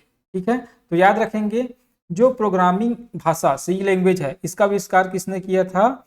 तो डेनिस रीची ने किया था। किसने किया था? डेनिस रीची ने इसका आविष्कार किया था। कब किया था? तो 1970 में इसको डेवलप किया गया था और 1972 में इसको लाया गया था। है ना, मतलब उपयोग किया गया था 1972 में सी लैंग्वेज। ठीक है, ध्यान रखेंगे, दो डेट मिलता है, लेकिन 1972 जिसमें लाया गया था, उपयोग करना प्रारंभ किया गया था, 1972 है, ध्यान रखेंगे। ठीक है, अगले प्रश्न की ओर बढ़ते हैं। जावा भाषा के जनक कौन है? जावा भाषा के जनक कौन है? Dennis Ritchie, James Gosling, Bill Gates, Larry Page. तो जावा, जावा से याद रखें James Gosling, James Gosling, James Arthur Gosling. ठीक है, इसका फुल फॉर्म या फुल नेम क्या है? James Arthur Gosling. ठीक है, ध्यान रखेंगे। चलिए अगले प्रश्न की ओर बढ़ते हैं। आईपी एड्रेस कितने बिट का होता है? IP4 का बात किया जा रहा है। तो देखो आईपी एड्रेस दो प्रकार का होता है, IP version 4, IP version 6। IP version 6, IP version 4 होता है 32 बिट का, और IP वर्जन 6 होता है 128 बिट का। ठीक है, ध्यान रखेंगे। तो ये हो जाएगा 32 बिट का। IP वर्जन 4 होता है 32 बिट का, ध्यान रखेंगे। चलिए अगले प्रश्न की ओर बढ़ते हैं। अगला प्रश्न है IP वर्जन 6 एड्रेस की लंबाई कितना होता है? 128 बिट। कितना होता है? 128 बिट, ध्यान रखेंगे। चलिए अगले प्रश्न की ओर बढ़ते हैं। अगला प्रश्न है कंप्यूटर में कंट्रोल प्लस एक्स का कार्य है। अभी बताया था, बहुत बार इसको बता चुका हूँ। ठीक है, कट के लिए कंट्रोल एक्स, ठीक है, कॉपी के लिए कंट्रोल सी, पेस्ट के लिए वी, अंडू के लिए जेड, ठीक है, रेडो के लिए वाई। ठीक, चलिए अगले प्रश्न की ओर बढ़ते हैं। अगला प्रश्न है पीडीएफ का पूरा रूप। पीडीएफ का पूरा रूप है portable document format, public data file, program development file, primary document file. तो पीडीएफ का फुल फॉर्म हो जाएगा पोर्टेबल डॉक्यूमेंट फॉर्मेट, है ना। अभी जिस फॉर्मेट में आपको मैं पढ़ा रहा हूँ यही पीडीएफ है, पीडीएफ से पढ़ा रहा हूँ, इसको बोलते हैं, इसका फुल फॉर्म है पोर्टेबल डॉक्यूमेंट फॉर्मेट। ठीक है, इसको सबसे पहले विकसित किसके द्वारा किया गया था, तो एडोबी के द्वारा। ठीक है, याद रखेंगे। तो पीडीएफ को विकसित किसके द्वारा किया गया था, एडोबी, ध्यान रखेंगे। ठीक है, चलिए अगले प्रश्न की ओर बढ़ते हैं। ब्लूटूथ तकनीक किसके लिए प्रयोग होती है, वायर्ड कनेक्शन के लिए, वायरलेस शॉर्ट रेंज कम्युनिकेशन के लिए, सैटेलाइट कनेक्शन के लिए, इंटरनेट ब्राउजिंग के लिए। तो ब्लूटूथ इंटरनेट ब्राउजिंग का कोई संबंध नहीं है भाई। ब्लूटूथ का बात करें मतलब वायर्ड का कोई भी संबंध नहीं है। सैटेलाइट तो हो नहीं सकता, ठीक है, क्योंकि सैटेलाइट आसमान से जो होता है। ब्लूटूथ हम देखे होंगे, ब्लूटूथ से फाइल ट्रांसफर करते थे पहले। ठीक है, ब्लूटूथ से ऐसा फाइल ट्रांसफर किया जाता था दो मोबाइल के बीच में, और हम दोनों को पास में रखते थे तो जल्दी ट्रांसफर होता था, है ना, डेटा। तो वायरलेस शॉर्ट रेंज मतलब थोड़े दूरी के लिए जो है हम इसका उपयोग करते हैं ब्लूटूथ का। ठीक है, ध्यान रखेंगे। तो 20 का सही आंसर हो जाएगा। ठीक, चलिए अगला प्रश्न की ओर बढ़ते हैं। कंट्रोल ए का कार्य है select all, select text, save all, print all. तो कंट्रोल प्लस ए का है सिलेक्ट ऑल। जैसे मैं कंट्रोल प्लस ए दबाऊंगा तो जितना ये लिखा हुआ है सब सिलेक्ट हो जाएगा। ठीक है, चलिए अगले प्रश्न की ओर बढ़ते हैं। एक्सेल में काउंट फंक्शन का प्रयोग होता है, थोड़ा देर पहले बताया था, जोड़ने के लिए, गिनने के लिए, औसत के लिए, मैक्सिमम के लिए। तो काउंट का होता है गिनने के लिए, काउंट का उपयोग होता है गिनने के लिए। सम का उपयोग होता है, सम का उपयोग होता है जोड़ने के लिए। एवरेज का उपयोग होता है, AVRAGE, एवरेज का होता है औसत के लिए। मैक्सिमम, MAX का उपयोग करते हैं मैक्सिमम के लिए। ठीक है, ध्यान रखेंगे। चलिए अगले प्रश्न की ओर बढ़ते हैं। कंट्रोल वाई का उपयोग होता है किसके लिए, रेडो के लिए। अभी बताया थोड़ा देर पहले, ये redo control plus Y, undo Z control plus Z, cut के लिए X control plus X, paste के लिए कंट्रोल प्लस वी। अगला प्रश्न की ओर बढ़ते हैं। कंप्यूटर वायरस से बचाव हेतु प्रयोग होता है कंपाइलर का, एंटीवायरस का, असेंबलर का, डीबगर का। तो कंपाइलर को भी जान लेते हैं, यही आपको बता देता हूं। तो कंपाइलर क्या करता है, हाई लैंग्वेज को, हाई लेवल लैंग्वेज को, याद रखेंगे, है ना, हाई लेवल लैंग्वेज को क्या करता है, मशीन लैंग्वेज में बदलता है। कौन सा लैंग्वेज में बदलता है, मशीन लैंग्वेज। मशीन लैंग्वेज क्या होता है, 0 और 1, मशीन लैंग्वेज में बदलता है। एंटीवायरस एक सॉफ्टवेयर है जो वायरस से कंप्यूटर को बचाता है, तो इसका आंसर बी हो जाएगा। असेंबलर क्या करता है, जो लो लेवल लैंग्वेज होता है, लो लेवल लैंग्वेज, ठीक है, लो लेवल लैंग्वेज को लो लेवल लैंग्वेज में ही कन्वर्ट करता है। ठीक है, किसमें करता है, लो लेवल में ही कन्वर्ट करता है। कहने का मतलब है लो लेवल कहे मतलब असेंबली लैंग्वेज को, ये भी एक प्रकार का लो लेवल लैंग्वेज है। असेंबली लैंग्वेज को क्या करता है, ये भी मशीन लैंग्वेज में कन्वर्ट करता है। आप कोई भी भाषा में प्रोग्रामिंग करो, अंत में जाके वो किस में बदलाएगा, मशीन लैंग्वेज, तभी कंप्यूटर समझेगा। हम इंग्लिश में लिखते हैं, इंग्लिश में प्रोग्रामिंग कर देते हैं, तो कंप्यूटर उस भाषा को नहीं समझता, वो मशीनी भाषा को समझेगा। उसके लिए क्या किया जाता है, कन्वर्टर लगाया जाता है। वो कंपाइलर के रूप में भी हो सकता है, वो असेंबलर के रूप में भी हो सकता है। ठीक है, तो जनरली कंपाइलर का उपयोग किया जाता है, तो हाई लेवल लैंग्वेज को मशीन लैंग्वेज में कन्वर्ट करता है। और असेंबलर जो है असेंबली लैंग्वेज या लो लेवल लैंग्वेज जिसको हम बोलते हैं, उसी को लो लेवल लैंग्वेज में कन्वर्ट करता है या मशीन लैंग्वेज में कन्वर्ट करता है। तो मशीन लैंग्वेज एक प्रकार का लो लेवल लैंग्वेज है, ध्यान रखेंगे। डीबगर क्या करता है, प्रोग्रामिंग करने वाला जो व्यक्ति होता है अपने प्रोग्रामिंग में त्रुटि को फाइंड आउट करने के लिए या डीबग करने के लिए डीबगर का उपयोग करता है। मतलब इसे त्रुटियां पता चलती, क्या गलती उन्होंने किया है। जब डीबगर चलाया जाता है तो प्रोग्रामिंग में जो भी गलतियां होती है, जो भी त्रुटि होती है, जो भी बग्स होता है, उसको डीबगर के द्वारा क्या किया जाता है, फाइंड आउट किया जाता है, ध्यान रखेंगे। है, चलिए अगले प्रश्न की ओर। ASCII कोड कितने बिट का होता है, तो पहले ASCII को जानते हैं क्या होता है, अमेरिकन स्टैंडर्ड, इसका फुल फॉर्म पूछा जाता है, American American standard standard code inter exchange, inter, एक मिनट, हाँ एक मिनट, कोड फॉर, यहाँ थोड़ा सा कोड फॉर इंफॉर्मेशन होगा जी, information, code for information interchange, क्या होगा, इंटरचेंज, ठीक है। ये इसका फुल फॉर्म है। ये कितने बिट का होता है, तो ये 7 बिट का होता है। कितने बिट का होता है, 7 बिट का होता है, ठीक। चलिए अगले प्रश्न की ओर बढ़ते हैं। गूगल क्रोम क्या है, गूगल क्रोम क्या है ना, जिसमें अभी मैं आपको पढ़ा रहा हूँ ना, इसमें पीडीएफ को ओपन किया हूँ, ये गूगल क्रोम में ओपन है, ठीक है। तो ये क्या है, सर्च इंजन है क्या, नहीं भाई। वेब ब्राउजर है क्या, हाँ ये वेब ब्राउजर है। गूगल क्रोम क्या है, वेब ब्राउजर है। वेब ब्राउजर के अंदर सर्च इंजन ओपन किया जाता है, ध्यान रखेंगे। वेब ब्राउजर के अंदर क्या किया जाता है, सर्च इंजन को ओपन किया जाता है। जैसे गूगल सर्च इंजन है, याहू सर्च इंजन है, वो किसके अंदर ओपन होगा, जैसे सबसे पहले तो मैं गूगल क्रोम खोलूंगा, उसके अंदर google.com लिखूंगा, है ना। तो जो google.com जब लिखूंगा तो जो गूगल का पेज ओपन होगा वो सर्च इंजन है। जो जो गूगल क्रोम है वो वेब ब्राउजर है। ऑपरेटिंग सिस्टम जैसे मैं अभी चला रहा हूँ इस पर, ये जितने भी सॉफ्टवेयर ओपन हुए, जैसे आप मोबाइल चलाते होंगे, तो मोबाइल में जो एंड्रॉयड आप चलाते हैं ना, वो एंड्रॉयड का है, ऑपरेटिंग सिस्टम है, एंड्रॉयड ऑपरेटिंग सिस्टम है। और उसमें भी गूगल क्रोम होता है मोबाइल में, तो जो गूगल क्रोम होता है वो वेब ब्राउजर है। अब उसी गूगल क्रोम के अंदर आप किसी भी चीज को सर्च करते हैं, ठीक है, गूगल से या याहू से, जिससे भी आप सर्च करते हैं वो सर्च इंजन कहलाता है, ठीक है। सॉफ्टवेयर लैंग्वेज, जिस लैंग्वेज में सॉफ्टवेयर को लिखा जाता है उसको सॉफ्टवेयर लैंग्वेज कहते हैं, ठीक है। ये high level language, low level language, किसी भी लैंग्वेज में हो सकता है, जिसको जो जो कोडिंग करने वाला होता है वो किस लैंग्वेज में कोड करता है उसके ऊपर डिपेंड करता है, ठीक है। लेकिन सब चीज़ को समझता है, जो कंप्यूटर है कैसे समझता है, मशीन लैंग्वेज में समझता है, ध्यान रखेंगे, ठीक है। या लो लेवल को समझता है, लो लेवल लैंग्वेज को, जिसको हम मशीन लैंग्वेज के नाम से जानते हैं। 0 और 1 को ही कंप्यूटर समझता है, जिसको बाइनरी डिजिट कहा जाता है। 0 और 1 क्या कहलाता है, बाइनरी डिजिट, ठीक है। चलिए अगले प्रश्न की ओर बढ़ते हैं।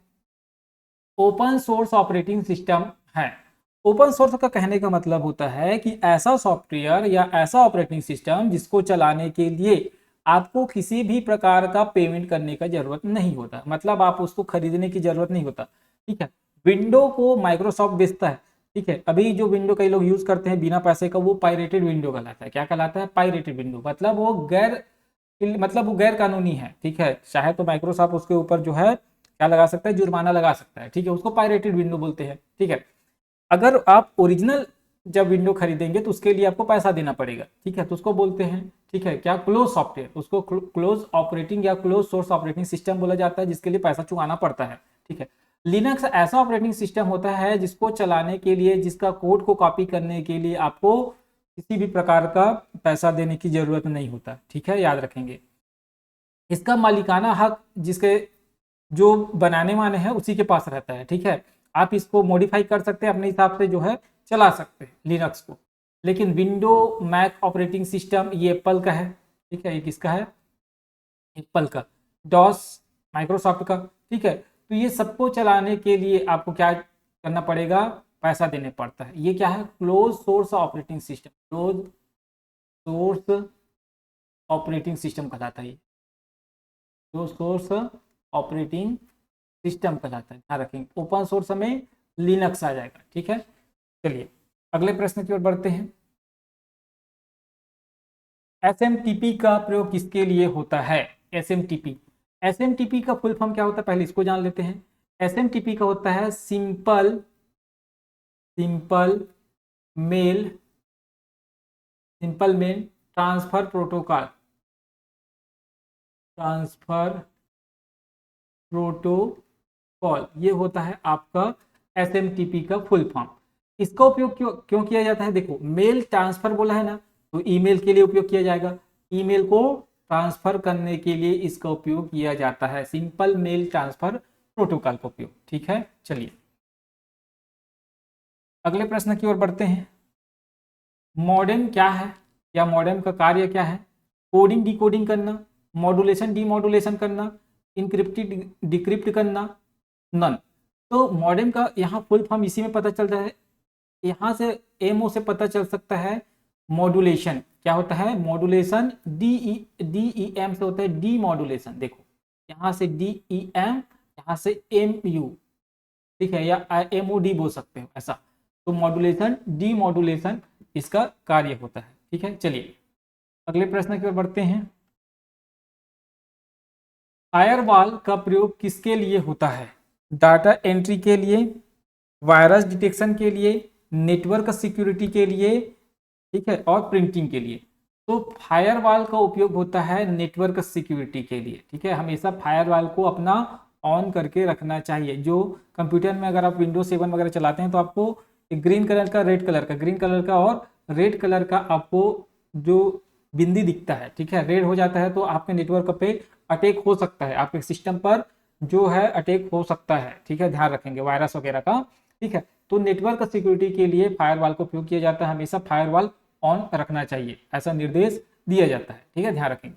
चलिए अगले प्रश्न की ओर बढ़ते हैं। कंट्रोल एन का प्रयोग होता है, कंट्रोल एन का प्रयोग होता है नया फाइल या डॉक्यूमेंट खोलने के लिए, सेव करने के लिए तो कंट्रोल प्लस ए, एस का उपयोग होता है प्रिंट करने के लिए कंट्रोल प्लस पी का उपयोग होता है, अंडू के लिए कंट्रोल प्लस जेड।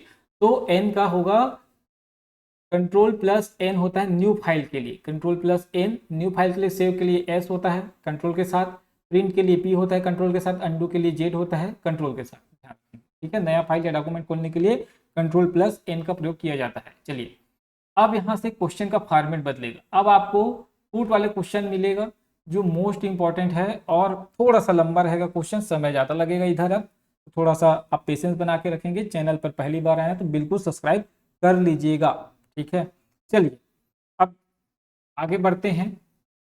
अब फूट वाले अभी तो मिलान करना है, कंप्यूटर के कुछ शब्द यहाँ लिखा हुआ है और उसका विवरण लिखा हुआ है। जनरली हम इसको पढ़ चुके हैं, थोड़ा सा हम इसको मिलाने की कोशिश करेंगे। HTTP आपको बताया हाइपर टेक्स्ट ट्रांसफर प्रोटोकॉल होता है, ठीक है।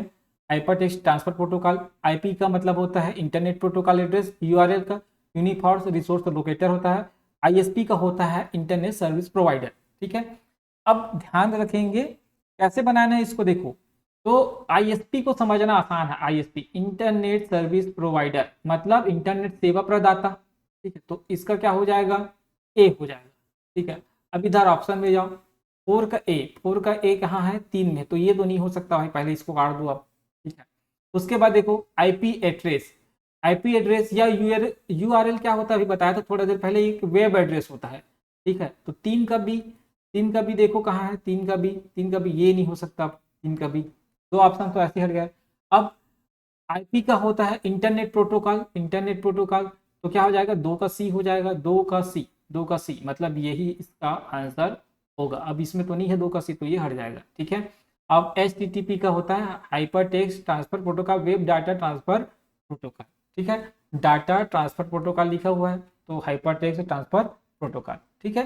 तो इसका सही आंसर हो जाएगा 1 का डी, 2 का सी, 3 का बी और 4 का ए। चलिए अगले प्रश्न की ओर बढ़ते हैं। कथन और कारण वाला प्रश्न है, इसी प्रकार का ट्रेंड चला हुआ है अभी व्यापम में, ध्यान रखेंगे। कथन और कारण वाले प्रश्न, कथन और कारण में MS एक्सेल में सम फंक्शन का प्रयोग संख्याओं को जोड़ने के लिए होता है, हाँ, बिल्कुल होता है भाई, ठीक है। सम फंक्शन का उपयोग किसके लिए होता है, जो संख्याएं होते हैं उसको जोड़ने के लिए होता है। सम फंक्शन केवल टेक्स्ट वैल्यू को जोड़ता है, भाई टेक्स्ट को कैसे जोड़ेगा, टेक्स्ट वैल्यू को नहीं जोड़ सकता, किसको जोड़ेगा, न्यूमेरिकल वैल्यू को जोड़ेगा। टेक्स्ट को जोड़ सकता है क्या, ABC लिखा है ABC को कोई जोड़ सकता है क्या, नहीं, जोड़ेगा किसको, न्यूमेरिकल वैल्यू को, ना कि टेक्स्ट वैल्यू को, ध्यान रखेंगे, ठीक है, मोस्ट इंपॉर्टेंट है, इसी प्रकार से समझना है। इसको कैसे बनाना रहता है इसको भी समझिए। MS एक्सेल में सम फंक्शन का प्रयोग संख्याओं को जोड़ने के लिए होता है, क्योंकि सम फंक्शन का उपयोग न्यूमेरिकल वैल्यू को जोड़ने के लिए किया जाता है। तो यहाँ तो न्यूमेरिकल वैल्यू नहीं लिखा है भाई, क्या लिखा है, टेक्स्ट वैल्यू लिखा है, ठीक है। तो ये तो गलत है, अगर यही लिखा रहता MS एक्सेल में सम फंक्शन का प्रयोग संख्याओं को जोड़ने के लिए होता है, क्योंकि सम फंक्शन का कार्य या सम फंक्शन का प्रयोग न्यूमेरिकल वैल्यू को जोड़ने के लिए किया जाता है, तो A और R दोनों सही होता और R जो है A की सही व्याख्या करता, क्योंकि का जब आंसर जब हमको मिलता है, ठीक है, तभी R का जो है सही व्याख्या करता है, ध्यान रखेंगे, ठीक है। जनरली ऐसा क्वेश्चन को सॉल्व किया जाता है, लेकिन यहाँ क्या है, हमारा लाइन 1 तो एकदम सही है, जो कथन है बिल्कुल सही, MS एक्सेल में सम फंक्शन का प्रयोग संख्याओं को जोड़ने के लिए किया जाता है, तो ए तो बिल्कुल सत्य है भाई, ए तो क्या है, बिल्कुल सत्य है। सम फंक्शन का उपयोग टेक्स्ट वैल्यू को जोड़ता है क्या, टेक्स्ट को नहीं जोड़ता, न्यूमेरिकल वैल्यू को जोड़ता है, तो R असत्य है, तो C इसका सही आंसर हो जाएगा। ठीक है, चलिए अगले प्रश्न की ओर बढ़ते हैं। आपको डिवाइस लिखा हुआ है और इधर श्रेणी है, कौन सा डिवाइस किस श्रेणी का है आपको बताना है। स्कैनर, स्कैनर क्या करता है, स्कैनर के द्वारा हम किसी भी डॉक्यूमेंट को इमेज के रूप में, किस रूप में, इमेज के रूप में कंप्यूटर में इनपुट करा सकते हैं। याद रखेंगे, स्कैनर किस रूप में स्कैन करता है, तो इमेज के रूप में स्कैन करता है भाई। तो स्कैनर क्या है, एक इनपुट डिवाइस है, केवल इनपुट होता है इसमें। मॉनिटर केवल आउटपुट डिवाइस है, केवल हम मॉनिटर से देख सकते हैं, तो एक आउटपुट डिवाइस है मॉनिटर। ठीक है, प्रिंटर क्या है, इसमें से इनपुट भी किया जा सकता है और आउटपुट, इसी में स्कैनर और प्रिंटर होता है, तो इनपुट आउटपुट दोनों हो जाएगा प्रिंटर। ठीक है, और कीबोर्ड केवल क्या है, इनपुट, केवल इसमें डेटा हम देते हैं। तो क्या हो जाएगा, 1 का बी हो जाएगा, ठीक है, 2 का ए हो जाएगा और 3 का सी हो जाएगा। ठीक है, और डी का क्या हो जाएगा, 4 का क्या हो जाएगा, डी, 4 का डी हो जाएगा। ठीक है, 1B2A, 1B2A 3C, 1B2A 3C और 4D, तो बी इसका सही आंसर हो जाएगा, बी जो है इसका सही आंसर हो जाएगा। ठीक है, चलिए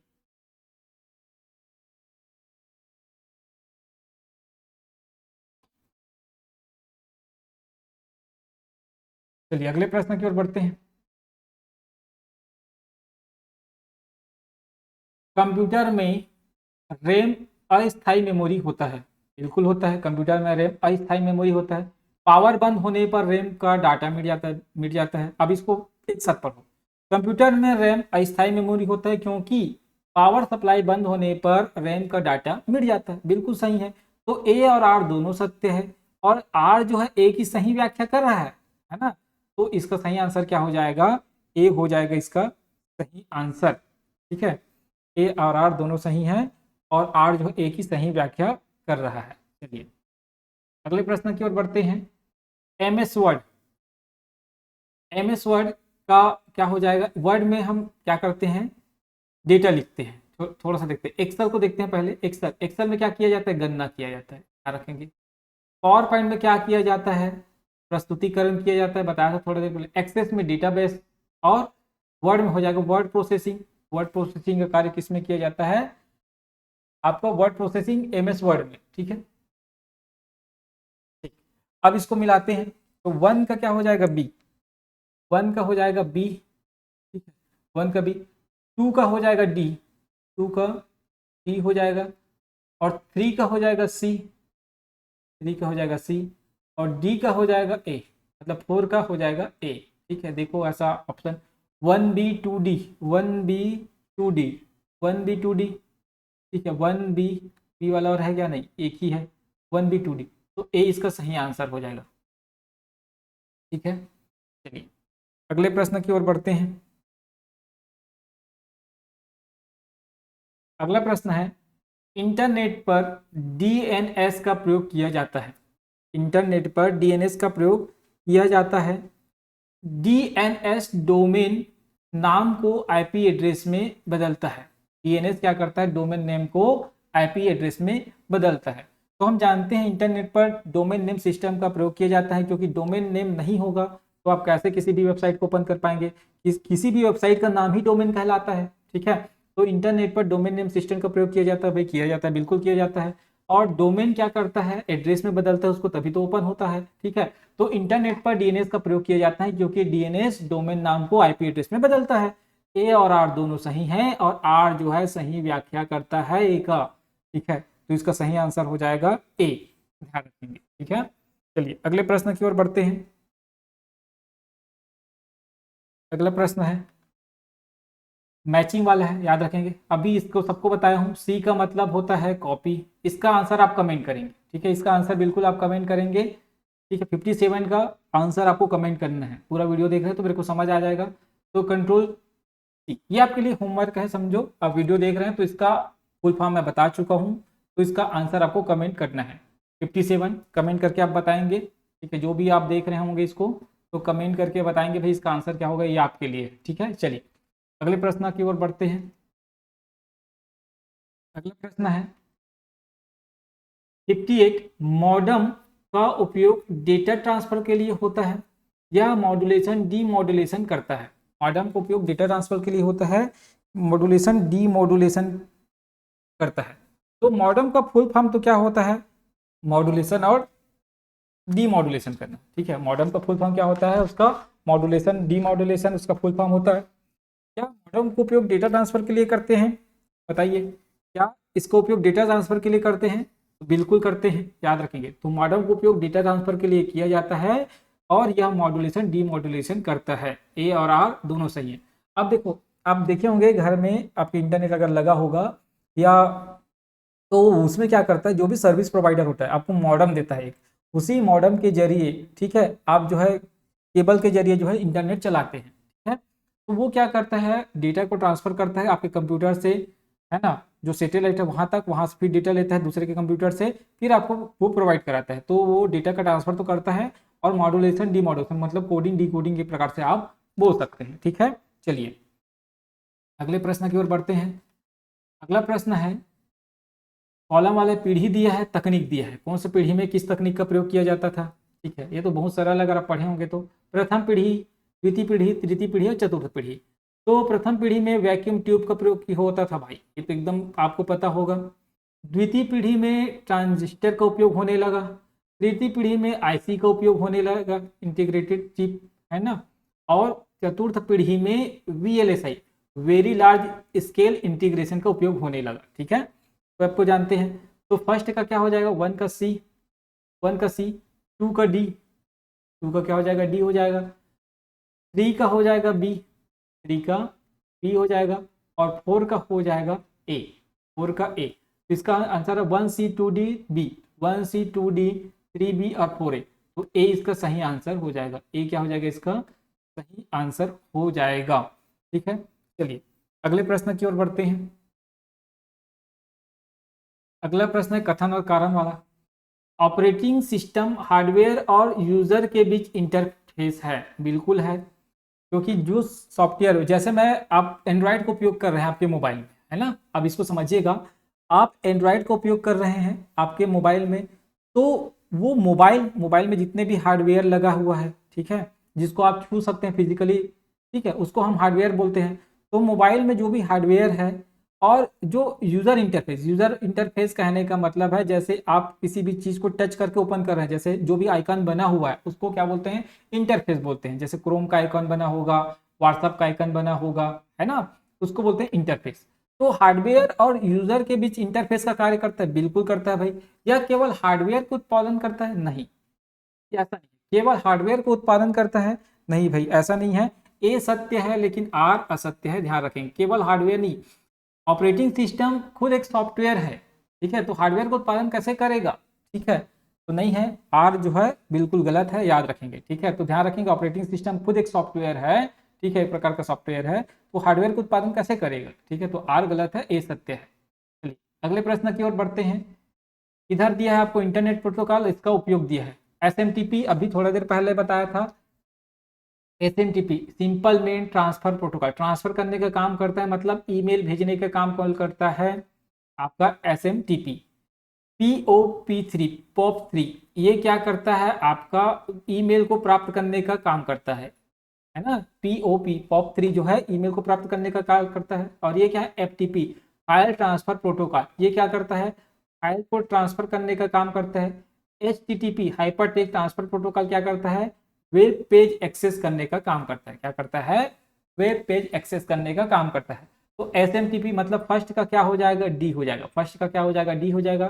टू का क्या हो जाएगा, सी हो जाएगा, टू का सी हो जाएगा। थ्री का क्या हो जाएगा, बी हो जाएगा, थ्री का क्या हो जाएगा, बी। और फोर का हो जाएगा ए, फोर का क्या हो जाएगा, ए हो जाएगा। देखो DCBA, DCBA, तो ए ऑप्शन इसका भी सही है। ठीक है दोस्तों, चलिए अगले प्रश्न की ओर बढ़ते हैं। ठीक है, अगला प्रश्न है कथन और कारण वाले। कंप्यूटर वायरस हानिकारक प्रोग्राम है, बिल्कुल हानिकारक सॉफ्टवेयर है कंप्यूटर, जो कंप्यूटर वायरस है। एक मिनट रुकेंगे दोस्तों आप। चलिए, तो कंप्यूटर वायरस क्या है, एक हानिकारक प्रोग्राम है, ठीक है, बिल्कुल है। यह हार्डवेयर को फिजिकली तोड़ देता है भाई, ये खुद एक सॉफ्टवेयर है, तो हार्डवेयर को कैसे तोड़ेगा, ये खराब करेगा किसको, सॉफ्टवेयर को ही खराब करेगा, आपका जो भी फाइल वगैरह होगा उसको क्या करेगा, करप्ट कर देगा। तो फिजिकल को नहीं तोड़ सकता भाई, तो आर तो बिल्कुल गलत है। जहां कोई सॉफ्टवेयर हार्डवेयर को कैसे डैमेज कर सकता है, हार्डवेयर को डैमेज नहीं कर सकता। वो सॉफ्टवेयर अगर हानिकारक सॉफ्टवेयर है तो आपके जो फाइल है, जो सॉफ्टवेयर है ना, जो प्रोग्राम है, उसको वो क्या करेगा, प्रभावित करेगा, ना कि हार्डवेयर को। तो फिजिकली तोड़ देता है, ये तो गलत है। केवल ए सही है, कंप्यूटर वायरस एक हानिकारक प्रोग्राम है, एक सॉफ्टवेयर है, एक सही है, आर असत्य है। ए सत्य, आर असत्य, ठीक है, बी इसका सही ऑप्शन हो जाएगा। ठीक है, तो याद रखेंगे।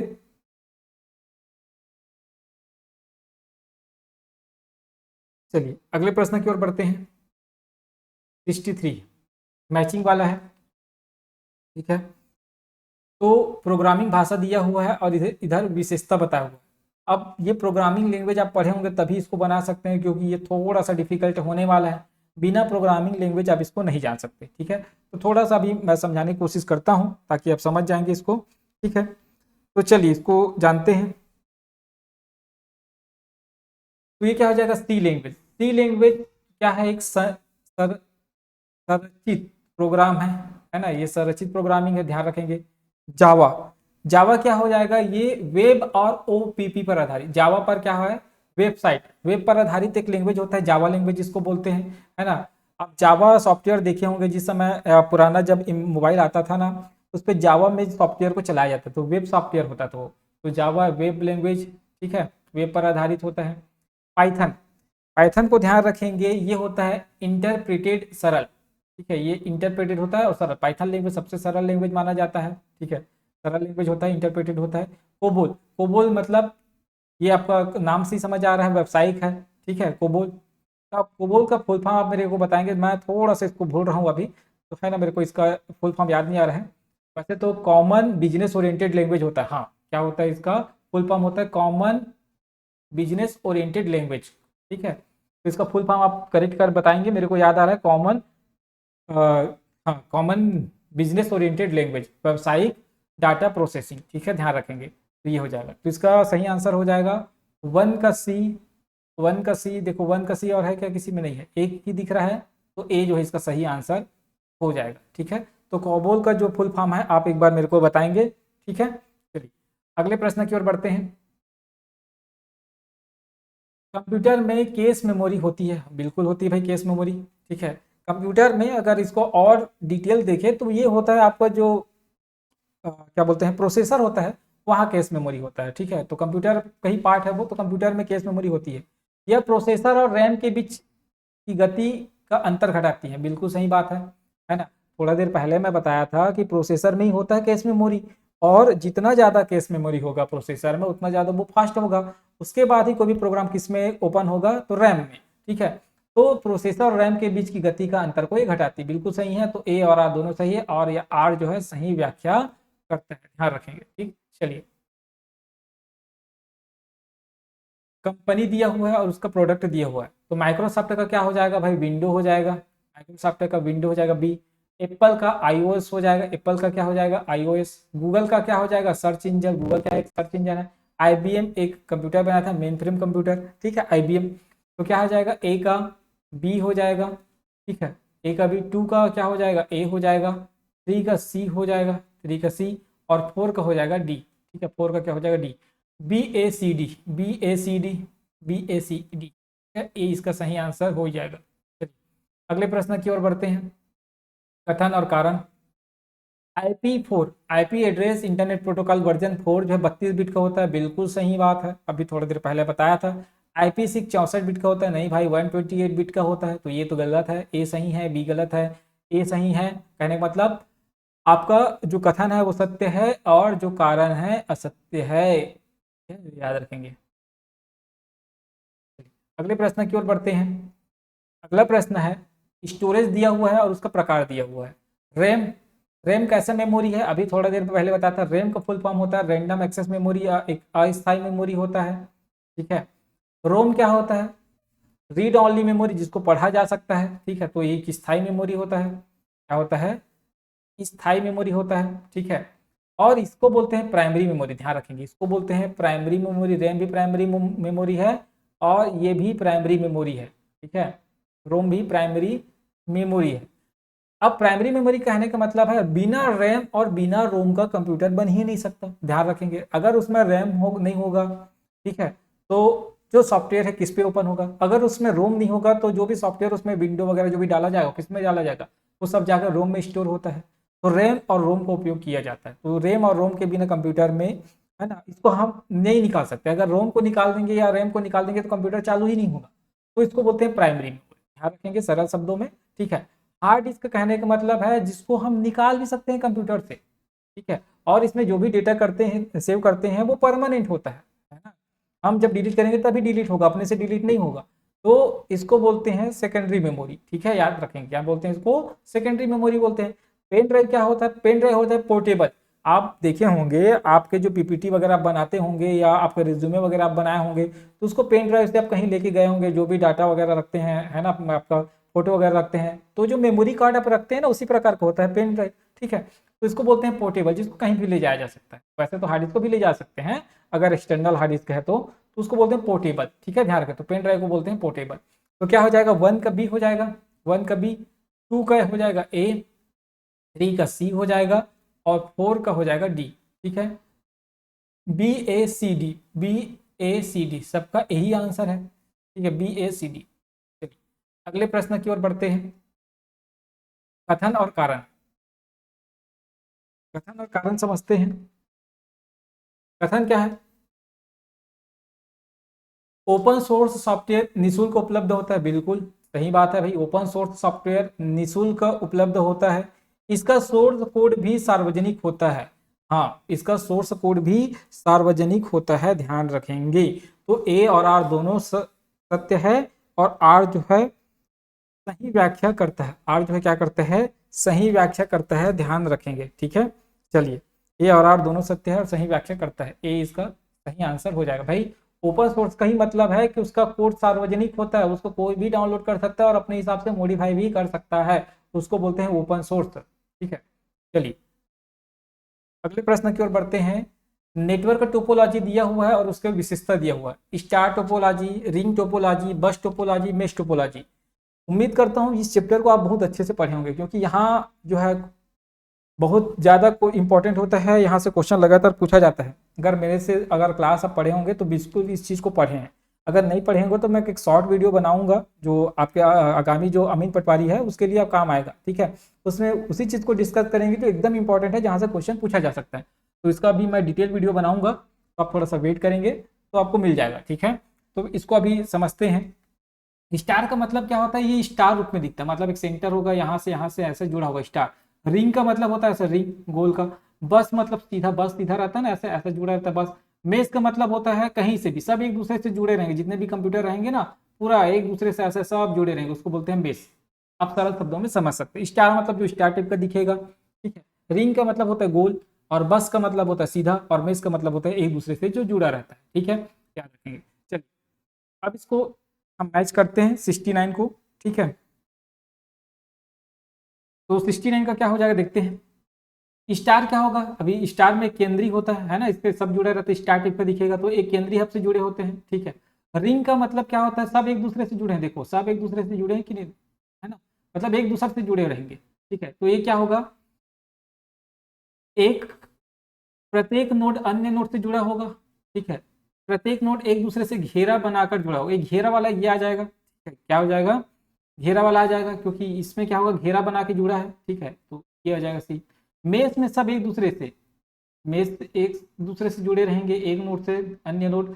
और बस में जो है सभी कंप्यूटर एक ही केबल से जुड़े होते हैं, एक ही केबल से, देखो सभी कंप्यूटर जुड़े हुए हैं एक ही केबल से, ठीक है, ठीक है। तो क्या हो जाएगा, 1 का डी, 1 का डी देखो कहाँ है, 1 का डी केवल एक में है, यही इसका सही आंसर हो जाएगा, ठीक। उम्मीद करता हूँ यहाँ तक समझ आया होगा, ठीक है।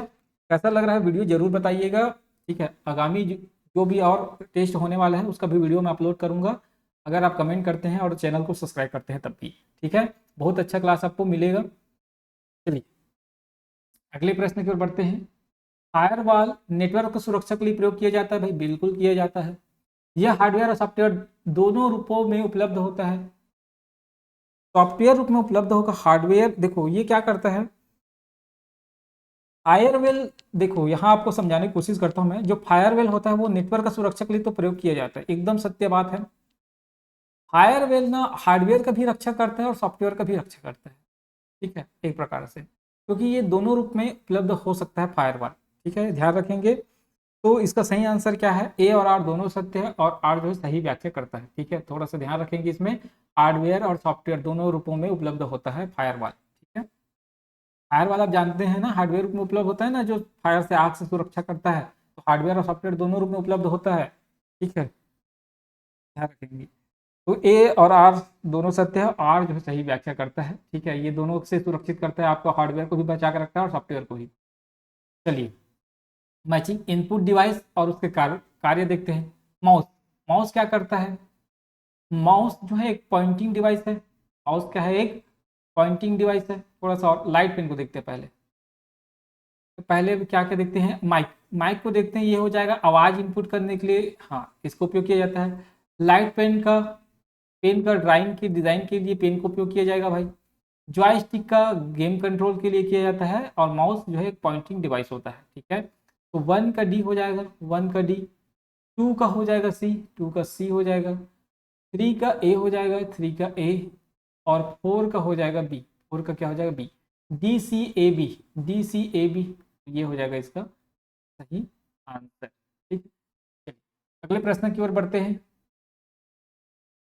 अगला प्रश्न है कथन और कारण वाले। हाइपरलिंक का प्रयोग इंटरनेट पर पेज से पेज जोड़ने के लिए होता है। हाइपरलिंक का प्रयोग इंटरनेट पर पेज से पेज जोड़ने के लिए होता है, हाँ होता है भाई। हाइपरलिंक लगा के हम एक पेज से दूसरे पेज को जोड़ सकते हैं, बिल्कुल जोड़ सकते हैं, ठीक है। यह केवल चित्र जोड़ने के लिए होता है, नई वेबसाइट वगैरह सबको जोड़ सकते हैं इससे, तो केवल चित्र जोड़ने के लिए इसका उपयोग किया जाता है क्या, नहीं।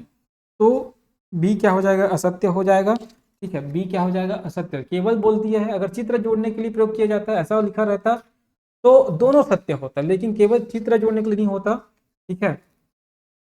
तो ये क्या हो जाएगा सही आंसर, ये ए सत्य है और आर जो है असत्य है। देखो यहाँ केवल शब्द का उपयोग कर दिया है, ठीक है, केवल अगर नहीं बोलता, इसका उपयोग चित्र जोड़ने के लिए उपयोग होता है ऐसा बोलता है तो भी सत्य होता, ठीक है। अगर केवल शब्द नहीं लिखा है, केवल केवल हम चित्र नहीं जोड़ते इसमें, हम वेबसाइट को भी जोड़ सकते हैं, चित्र भी लगा सकते हैं, हाइपरलिंक के माध्यम से किसी फॉर्म को भी ऐड कर सकते हैं। तो किसी भी चीज का हम हाइपरलिंक लगा के उसको एक पेज से दूसरे पेज को जोड़ सकते हैं, ठीक है, याद रखेंगे। चलिए, अगले प्रश्न की ओर बढ़ते हैं। मेमोरी यूनिट दिया हुआ है और उसका कितने के बराबर होता है इसको बताना है। सबसे छोटा यूनिट केबी, केबी के बाद होगा एमबी, एमबी के बाद जीबी, जीबी के बाद टीबी, ठीक है, याद रखेंगे। तो केबी बनाने के लिए क्या होगा, यहाँ थोड़ा सा गलत होगा। 1 KB मतलब 1024 बाइट होना चाहिए, यहाँ थोड़ा सा मिस्टेक है, ठीक है। देखो यहाँ थोड़ा सा आप मिला लेंगे, 1/1024 1 KB ये हो जाएगा 1 MB, और ये हो जाएगा केबी, 1024 KB, ठीक है।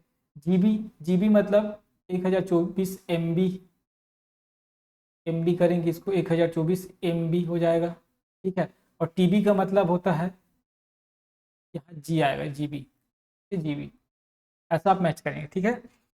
1 KB बराबर, ऐसा याद रखेंगे, 1 KB 1024 बाइट, बाइट होगा ये 1024 बाइट। 1 MB 1024 KB होगा। 1 GB मतलब 1024 MB। 1 TB 1024 क्या हो जाएगा, इस प्रकार से, ठीक है। इसको देख लेंगे, ऑप्शन देख लेते हैं सही है कि नहीं। 1 का बी, 1 का बी, 1 का बी, तो दो ही ये तो कट जाएगा। 1 का बी, 2 का डी, 2 का डी, 2 का डी, 2 का डी इसमें है, इसमें ये नहीं होगा, तो ये दोनों है। 3 का ए, 3 का ए है क्या, 3 का ए, और 4 का सी, दो ऑप्शन सही है इसमें। कोई एक ऑप्शन को लेते हैं, एक को काट देते हैं, तो ए ही सही मान लेते हैं, ठीक है, क्योंकि यहाँ गलत लिखा हुआ था इसीलिए ये ऑप्शन भी गलत है, दो ऑप्शन सेम हो गया है, ठीक है। तो इसको आप मिला लेंगे, ये सही है, इसको आप लिख सकते हैं, वैसे आप जानते होंगे, पढ़े भी होंगे। चलिए, अगले प्रश्न की ओर बढ़ते हैं दोस्तों। 74 प्रश्न कथन और कारण वाले प्रश्न है, ध्यान रखेंगे। Linux open source operating system है, होगा बिल्कुल है भाई। इसका कोड किसी के लिए उपलब्ध नहीं होता है, बिल्कुल होता है, उपलब्ध ही होता है तभी ओपन सोर्स ऑपरेटिंग सिस्टम है ये, है ना। अगर उपलब्ध ही नहीं होगा कोड तो इसको कैसे कोई मॉडिफाई कर पाएगा, ये तो वो तो क्लोज सिस्टम के अंतर्गत आ जाएगा। तो भाई ये ओपन सोर्स है ना, इसका मालिकाना हक हालांकि इसके बनाने वाले के पास होता है, ठीक है, लेकिन इसका कोड सबके लिए सार्वजनिक होता है, ध्यान रखेंगे। तो इसका कोड किसी के लिए उपलब्ध नहीं होता है, बिल्कुल गलत बात है ये, ठीक है। Linux open source operating system है, ये तो बिल्कुल सही है, आर असत्य है, ठीक है, याद रखेंगे। चलिए अगले प्रश्न की ओर बढ़ते हैं। अगला प्रश्न है वेब ब्राउजर है और कंपनी लिखा हुआ है, तो क्रोम को कौन बनाया भाई, गूगल बनाया है, ध्यान रखेंगे, है ना। क्रोम के बनाने वाले कौन है, गूगल। इंटरनेट एक्सप्लोरर ये माइक्रोसॉफ्ट का है, ध्यान रखेंगे। फायरफॉक्स है आपका एप्पल का, है ना, फायरफॉक्स है, सॉरी सॉरी सॉरी, फायरफॉक्स किसका है, ये है मोजिला का है, ये होगा मोजिला का, ध्यान रखेंगे। फायरफॉक्स है मोजिला, और सफारी जो है एप्पल का है, ठीक है। वन का हो जाएगा डी, टू का हो जाएगा बी, टू का हो जाएगा बी, थ्री का हो जाएगा सी, थ्री का हो जाएगा सी, और का फोर का हो जाएगा ए, फोर का हो जाएगा ए। डी बी सी ए, डी बी सी ए। चलिए अगले प्रश्न की ओर बढ़ते हैं। अगला प्रश्न है कथन और कारण वाला, ठीक है। क्वेश्चन नंबर 76 देखते हैं। ब्लूटूथ एक वायरलेस तकनीक है, ब्लूटूथ जो है एक वायरलेस तकनीक है, बिल्कुल है। यह रेडियो वेव्स पर आधारित होता है, यह रेडियो वेव्स पर ही आधारित होता है, शॉर्ट रेंज, है ना। तो याद रखें ये रेडियो वेव्स पर आधारित होता है, ए और आर दोनों सही है, आर जो है सही व्याख्या करता है, ध्यान रखेंगे, ठीक है। ब्लूटूथ एक वायरलेस तकनीक है क्योंकि यह रेडियो वेव्स पर आधारित होता है, ए और आर दोनों सत्य है और सही व्याख्या करता है, ठीक। चलिए अगले प्रश्न की ओर बढ़ते हैं, मैथ वाला। कंप्यूटर वायरस का प्रकार दिया है और उसकी विशेषताएं दिखा हुआ है, ठीक है। वायरस देखते हैं और उसके प्रकार देखते हैं भाई, क्या क्या उसकी विशेषताएं हैं, इसको पढ़े भी होंगे आप अच्छे से। एडवेयर, यहाँ से नाम लिखा एड, एड मतलब विज्ञापन, तो यहाँ देख लो विज्ञापन वाला है क्या कुछ, यहाँ क्या, बिना अनुमति विज्ञापन दिखाता है ऐसा वायरस एडवेयर, ठीक है। ट्रोजन हॉर्स क्या करता है, ट्रोजन हॉर्स, ये जो है ट्रोजन हॉर्स क्या कर देता है, छिपाने का काम करता है, वैध प्रोग्राम को रूप में छिप जाता है ना, मतलब ऐसा दिखाता है कि भाई मैं कंप्यूटर में जरूरी फाइल हूँ एकदम, इस प्रकार से आपको दिखाता है ट्रोजन हॉर्स, अब इसकी विशेषताएं पढ़े होंगे, ठीक है। वाम क्या करता है, बहुत सारा अपना कॉपी बना देता है, बहुत सारा कॉपी बना देता है, वाम वाम जो होता है अपना बहुत सारा कॉपी बना देता है। और स्पाईवेयर क्या करते हैं, जासूसी करता है, मतलब ऐसा छिप जाता है और आपके कंप्यूटर के ऊपर निगरानी बना के रखता है, ठीक है, याद रखना। तो जो ट्रोजन हॉर्स वायरस होता है, याद रखना है, वो क्या करता है, ऐसा दिखाएगा आपको कि वो कंप्यूटर में कोई जरूरी फाइल है ना, और वो एकदम अच्छा फाइल है, आपके कंप्यूटर को कुछ नहीं करेगा, इस प्रकार से आपको शो करेगा, वो ऐसा नाम से वो आएगा, ठीक है। वाम क्या करता है, वाम जो है खुद को काफी बार इतना सारा बना देगा कि आप उसको डिलीट करते करते जो है परेशान हो जाएंगे, ठीक है। एडवेयर नाम से ही समझ आ रहा है कि वो बिना परमिशन का बार बार विज्ञापन आता है, आपका मोबाइल आप चलाते रहते हैं तो कई कोई वेबसाइट अपन ओपन करते हैं तो देखते हैं बार बार क्या होता है विज्ञापन, और दूसरा पेज ओपन हो जाता है उसको क्लिक करते ही साथ, है ना, वो होता है एडवेयर। स्पाईवेयर क्या होता है, वो जासूस, आपको पता नहीं चलेगा कि आपके कंप्यूटर में वायरस है, आपके फाइल को धीरे धीरे धीरे दूसरे को भेजते जाएगा, ठीक है, उसको डिलीट करते जाएगा, वो होता है स्पाईवेयर, ठीक है। तो क्या हो जाएगा, वन का डी हो जाएगा, वन का डी, टू का हो जाएगा सी, थ्री का हो जाएगा बी, थ्री का हो जाएगा बी, और फोर का हो जाएगा ए, फोर का हो जाएगा डी सी बी ए, डी सी बी ए, ठीक है, सबका ऑप्शन ए ही है, ठीक है, ध्यान रखेंगे। बट हमको बनाना है यहाँ, हमको ऑप्शन तो ए है उससे मतलब नहीं, हमको यहाँ सभी चीज़ को बनाना है, उसके बाद आंसर ढूंढना है, ठीक है दोस्तों, क्योंकि मैं आंसर ए इसीलिए रखा हूँ ताकि थोड़ा सा कोई सी क्वेश्चन में मुझे ढूंढने में आसानी हो, ठीक है। बट आप ध्यान रखेंगे, आप मिला के देखेंगे तो आपको समझ आएगा इसका सही आंसर क्या है। चलिए अगले प्रश्न की ओर बढ़ते हैं। 78, HTML एक प्रोग्रामिंग भाषा है, हाइपरटेक्स्ट मार्कअप लैंग्वेज एक प्रोग्रामिंग भाषा है, इसका प्रयोग वेब डिजाइन करने में होता है, बिल्कुल होता है भाई HTML का, तो दोनों सत्य है और सही व्याख्या करता है, ठीक है। HTML का प्रयोग, ये प्रोग्रामिंग भाषा है HTML, और इसका प्रयोग HTML hypertext markup language web design करने के लिए ही होता है इसका प्रयोग, ठीक है, तो दोनों सत्य है। एक मिनट थोड़ा सा इसको देखते हैं, प्रोग्रामिंग भाषा है HTML, HTML का कोड है, प्रोग्रामिंग लैंग्वेज नहीं है ये, HTML लैंग्वेज नहीं है, मेरे हिसाब से ये कोड होना चाहिए। ठीक है, थोड़ा सा देखते हैं इसको, 1 मिनट में थोड़ा सा देख लेता हूँ। अच्छा, HTML जो है केवल भाषा है, प्रोग्रामिंग भाषा नहीं है, प्रोग्रामिंग नहीं है भाई, ये भाषा है केवल। तो याद रखेंगे HTML केवल एक लैंग्वेज है, प्रोग्रामिंग लैंग्वेज नहीं है, एक लैंग्वेज, इसका उपयोग वेबसाइट, वेब पेज डिजाइन करने के लिए होता है। तो इसका सही आंसर हो जाएगा बी, ए असत्य है और आर सत्य है, ए असत्य है और आर सत्य है, बी इसका सही आंसर हो जाएगा, ध्यान रखेंगे। ठीक है, प्रोग्रामिंग लैंग्वेज नहीं, केवल लैंग्वेज याद रखेंगे। ठीक है, प्रोग्रामिंग नहीं किया जाता इसमें, थोड़ा सा इसको एक बार देख लेंगे आप, है ना। चलिए अगले प्रश्न की ओर बढ़ते हैं। 79, आउटपुट डिवाइस दिया हुआ है और उसका प्रकार लिखा हुआ है, आउटपुट प्रकार। मॉनिटर, मॉनिटर क्या करता है, सॉफ्ट कॉपी के रूप में प्रदर्शित करता है। मॉनिटर में जो भी चीज दिखता है आप उसको देख सकते हैं क्या, नहीं, तो ये सॉफ्ट कॉपी के रूप में दिखाता है। प्रिंटर हार्ड कॉपी निकालता है, प्रिंटर क्या करता है, हार्ड कॉपी निकालता है। प्लॉटर क्या है, हार्ड कॉपी, प्लॉटर क्या है, जो हार्ड ग्राफिकल हार्ड कॉपी निकालता है, जो भी आप फ्लेक्स वगैरह देखते हैं ठीक है, वो प्लॉटर से निकाला जाता है।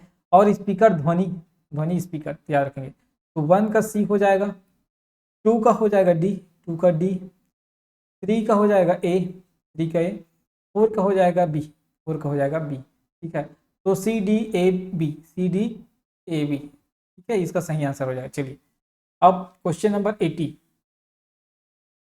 कथन और कारण।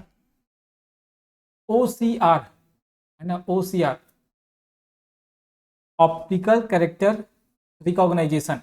ठीक है, स्कैन की गई छवि को टेक्स्ट में बदलता है। OCR क्या करता है, टेक्स्ट में बदलता है, हाँ बिल्कुल करता है, टेक्स्ट में बदलता है OCR। यह केवल चित्र की गुणवत्ता सुधारने का कार्य करता है। चित्र की गुणवत्ता कैसे सुधारेगा भाई, ऑप्टिकल कैरेक्टर रीडर है ये, है ना, ऑप्टिकल कैरेक्टर रीडर या रिकॉग्नाइजेशन इसको हम बोलते हैं। ठीक है, तो ये कागज से किसी भी चीज को क्या करता है, रीड करता है, OM है ना, जैसे OMR होता है, ऑप्टिकल मार्क रीडर। ठीक है, इसी प्रकार का OCL होता है, ये स्कैन करता है और उसको टेक्स्ट में बदलता है। ये तो बिल्कुल सत्य है। ठीक है, और यह केवल चित्र की गुणवत्ता सुधार करने का काम नहीं करता, तो आर जो है असत्य हो जाएगा। ठीक है, तो इसका सही आंसर होगा ए सत्य है और आर जो है असत्य है। चलिए अगले प्रश्न की ओर बढ़ते हैं। अगला प्रश्न है, नेटवर्क का डिवाइस लिखा हुआ है यहाँ और उसका कार्य लिखा हुआ है। राउटर है, स्विच है, हब है, मॉडेम।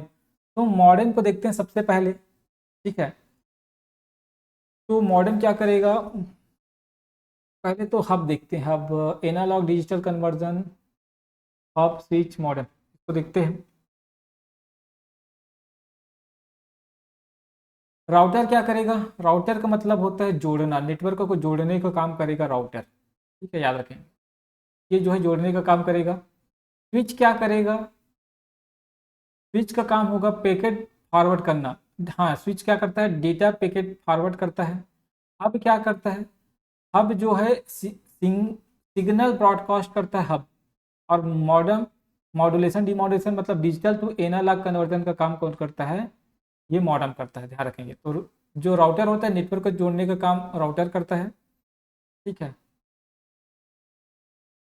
स्विच यहाँ थोड़ा सा, 1 मिनट,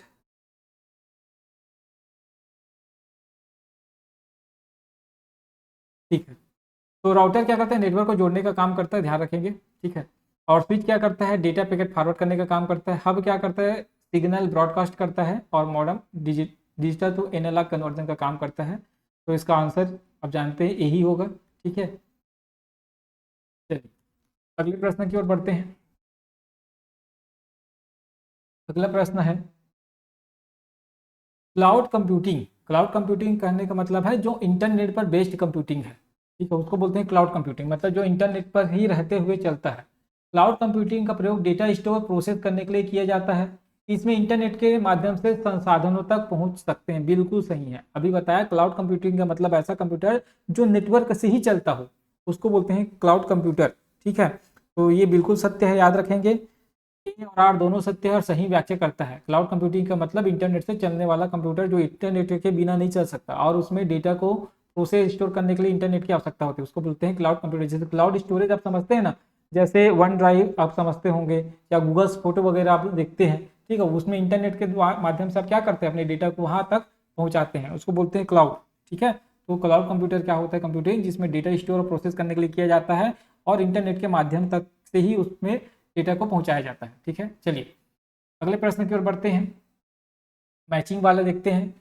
प्रिंटर का प्रकार और उसकी विशेषता है। ठीक है, inkjet printer, laser printer, dot matrix printer और थर्मल प्रिंटर। ठीक है, याद रखें। देखो थर्मल हीट पर आधारित होता है, याद रखेंगे थर्मल कैसा है, हीट।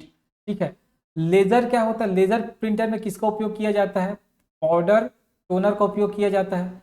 डॉट मैट्रिक्स में क्या होता है, एक प्रकार का ये इम्पैक्ट प्रिंटर होता है। ठीक है, और इंकजेट में इंक का उपयोग करते हैं, लिक्विड इंक का।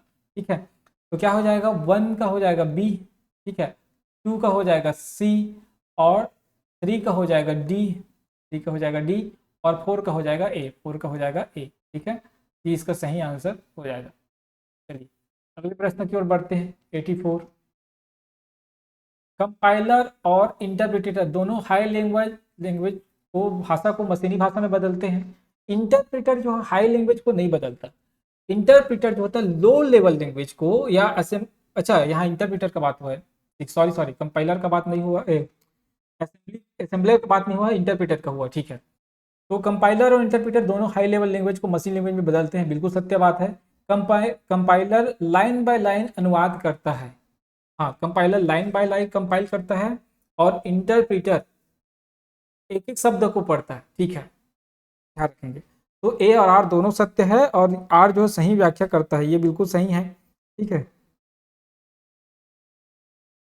एक मिनट थोड़ा सा देखते हैं जिसको, कंपाइलर इंटरप्रेटर दोनों हाई लेवल लैंग्वेज को मशीन लैंग्वेज बदलते, एकदम बिल्कुल सत्य है। कंपाइलर कंपाइलर और इंटरप्रेटर, इंटरप्रेटर क्या करता है, इंटरप्रेटर जो है ना लाइन बाय लाइन पढ़ता है और कंपाइलर जो है कंप्लीट पढ़ता है। कंपाइलर, कंपाइलर से याद रखेंगे कंप्लीट, हाँ कंप्लीट याद रखेंगे इसको, कंपाइलर से कंप्लीट। और इंटरप्रेटर मतलब रुक रुक के, है ना, इंटर कर करके, रुक रुक कहने मतलब लाइन बाय लाइन ये अनुवाद करता है। ठीक है, ये गलत लिखा है। कंपाइलर जो है पूरे को एक साथ जो है क्या करता है, जितना भी लैंग्वेज लिखा रहेगा पूरे को एक साथ जो है वो अनुवाद करता है, लेकिन इंटरप्रेटर लाइन बाय लाइन करता है। तो ये जो लाइन बाय लाइन जो लिखा हुआ है ना, वो इंटरप्रेटर का विशेषता है, ध्यान रखेंगे। ठीक है, तो आर जो है गलत है, आर जो है गलत है, तो ए सत्य है, आर असत्य है, इसका सही आंसर ये होगा। थोड़ा सा यहाँ ध्यान रखेंगे, कंपाइलर कंप्लीट जो है अनुवाद करता है जबकि इंटरप्रेटर लाइन बाय लाइन अनुवाद करता है, और दोनों हाई लेवल लैंग्वेज को मशीन लैंग्वेज में बदलता है। ठीक है, चलिए अब ये शॉर्टकट, इसका आंसर आप कमेंट करेंगे क्योंकि बहुत शॉर्टकट अभी बता दिया आपको, इसका जो है सही आंसर तो आप जानते हैं यही होगा, लेकिन आप जो है जैसे कंट्रोल पी के बाद क्या है, प्रिंट होता है, तो उसको आप लिखेंगे, एन के बाद क्या है उसको आप लिखेंगे। तो पी से आपको बता ही देता हूँ, प्रिंट होता है, एन से न्यू फाइल होगा, ठीक है, एफ से फाइंड होता है और ओ से होता है ओपन। ठीक है, चलिए अगले प्रश्न की ओर बढ़ते हैं, 86। स्प्रेडशीट में ऑटोफिल फीचर होता है। ठीक है, स्प्रेडशीट में ऑटोफिल फीचर होता है ना, बिल्कुल होता है स्प्रेडशीट में ऑटोफिल का फीचर। यह श्रृंखला को स्वतः भर देता है, बिल्कुल भर देता है। आप जैसे एक्सेल जब चलाएंगे तो कोई भी डेटा को आप ना कॉलम को एक साथ सेलेक्ट करेंगे ना, कोई भी डाटा भरेंगे तो पूरे कॉलम एक साथ भरा जाता है, तो ऑटोफिल का फीचर होता है, स्वतः भर देता है। और ए और आर दोनों सत्य है और सही व्याख्या करता है, बिल्कुल सही है भाई, क्योंकि ऑटोफिल का फीचर होता है और स्वतः भर देता है। ठीक है, चलिए अगले प्रश्न की ओर बढ़ते हैं, 87।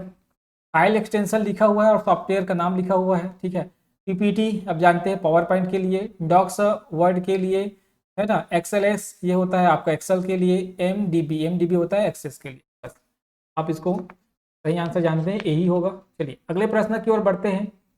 इंटरनेट में आईपी एड्रेस हर डिवाइस को यूनिक पहचान देता है, बिल्कुल सभी कंप्यूटर का आईपी एड्रेस अलग अलग होता है, इसी के द्वारा हम जो है जो भी फ्रॉड होता है उसको पकड़ सकते हैं, ध्यान रखेंगे। तो इंटरनेट में आईपी एड्रेस, सभी कंप्यूटर का अलग अलग आईपी एड्रेस होता है, ध्यान रखेंगे। ठीक है, सभी डिवाइस का अलग अलग आईपी एड्रेस होता है, मोबाइल भी चलाते हैं तो उसका भी आईपी एड्रेस अलग होता है। एक ही नेटवर्क में सभी डिवाइस का आईपी समान हो सकता है, नहीं हो सकता, आईपी कभी भी समान नहीं हो सकता।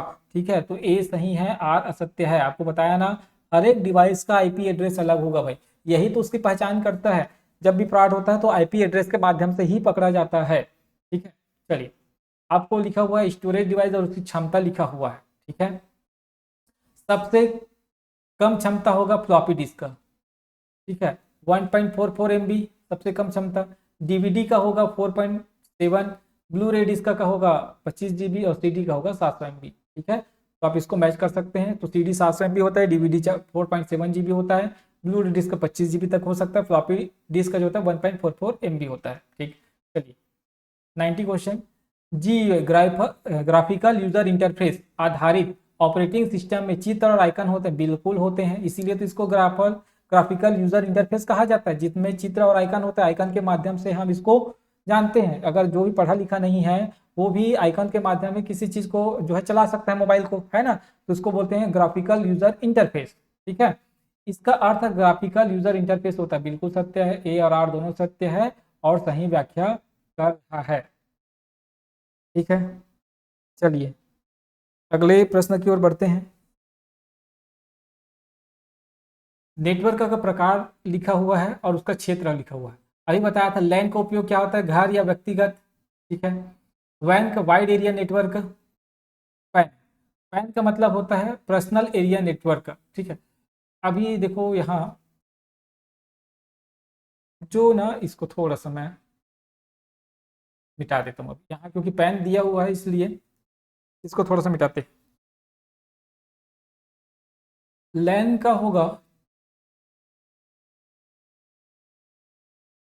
देखो पैन का होगा personal area network. Personal area network का मतलब घर या व्यक्तिगत पर्सनल। ठीक है, लैन का होगा लोकल एरिया नेटवर्क, मतलब कार्यालय, छोटा ऑफिस वगैरह में। वैन का, वैन मतलब वाइड एरिया नेटवर्क, मतलब वैश्विक स्तर पर। ठीक है, वैश्विक स्तर पर होगा। और मैन का होगा मेट्रोपॉलिटन नेटवर्क, एरिया नेटवर्क, तो शहर पर क्या होगा, शहर स्तर पर मेट्रोपॉलिटन। ठीक है, तो ये इसका सही आंसर हो जाएगा। लैन मतलब लोकल एरिया नेटवर्क, वैन का मतलब होता है वाइड एरिया नेटवर्क, मैन का होता है मेट्रोपॉलिटन एरिया नेटवर्क, पैन का होता है पर्सनल एरिया नेटवर्क। ठीक है, पर्सनल एरिया नेटवर्क। ठीक, चलिए अगले प्रश्न की ओर बढ़ते हैं। स्पैम ईमेल को कहते हैं। ठीक है, यह अनचाहे और अवांछित संदेश होते हैं। हाँ बिल्कुल, ईमेल जो आता है जो अनचाहे होता है, अवांछित जो ईमेल आता है उसको स्पैम ईमेल कहते हैं। ठीक है, ए और आर दोनों सही हैं और सही व्याख्या, क्योंकि ये अनचाहे और अवांछित होते हैं। ठीक है, मतलब सही व्याख्या कर रहा है। ठीक है दोस्तों, चलिए अगले प्रश्न की ओर बढ़ते हैं। 93 क्वेश्चन। इंटरनेट सर्विस आपको लिखा हुआ है और उसका कार्य लिखा हुआ है। ईमेल का काम क्या है भाई, ईमेल का काम है इलेक्ट्रॉनिक मेल करने के लिए उपयोग किया जाता है। VoIP, ठीक है, इसको रुकते हैं थोड़ा सा। ई कॉमर्स का मतलब हो जाएगा ऑनलाइन शॉपिंग, ई कॉमर्स मतलब ऑनलाइन शॉपिंग। WW मतलब वेबसाइट एक्सेस और VoIP हो जाएगा वॉइस कम्युनिकेशन। ठीक है, वॉइस कम्युनिकेशन। ठीक है, चलिए अगले प्रश्न की ओर बढ़ते हैं। कथन और कारण।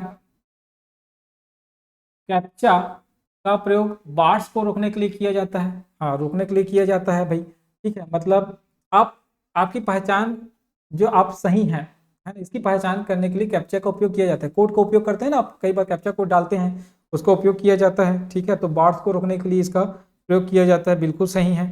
ठीक है, कैप्चा का मतलब होता है completely automated public turning test to tell computers and human aparts, बिल्कुल यही इसका फुल फॉर्म होता है। ठीक है, कैप्चा का उपयोग फुल फॉर्म क्या होता है, completely automated public turning test to tell computers and human apart, ये उसका फुल फॉर्म है और बार्स को रोकने के लिए किया जाता है। ए और आर दोनों सत्य है, सही व्याख्या करता है। चलिए अगले प्रश्न की ओर बढ़ते हैं। 95 मैचिंग वाला है। फाइल कंप्रेशन टूल से दिया हुआ है, उसका प्रकार। तो विन जिप, जिप यहाँ लिखा है जिप, देखो यहाँ जिप लिखा है ना, तो डॉट जिप इसका होगा। यहाँ आर लिखा है, रार लिखा है ना, तो dot R A R, rar. Zip का हो जाएगा J7P। ठीक है, और पी जिप का होता है P.PEA। ठीक है, ये तो सीधा सीधा मैच है। ठीक है, चलिए अगले प्रश्न की ओर बढ़ते हैं। अगला प्रश्न है कथन और कारण। QR कोड का प्रयोग सूचनाओं को इनकोड करने के लिए होता है।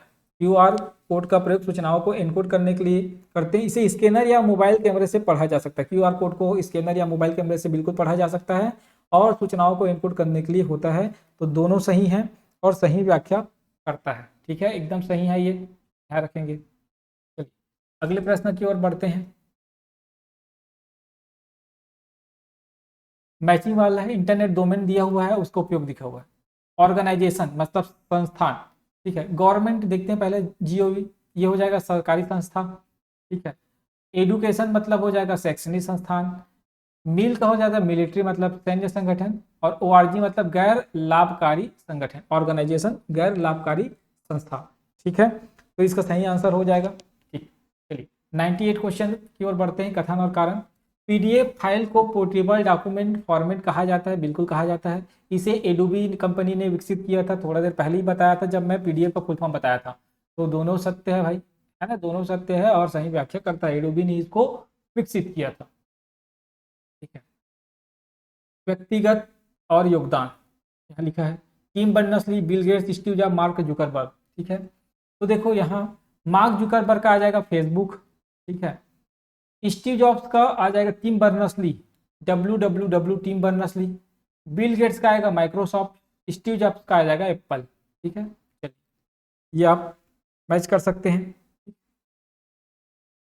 अगले प्रश्न, ये लास्ट क्वेश्चन है दोस्तों, ठीक है, 100 क्वेश्चन।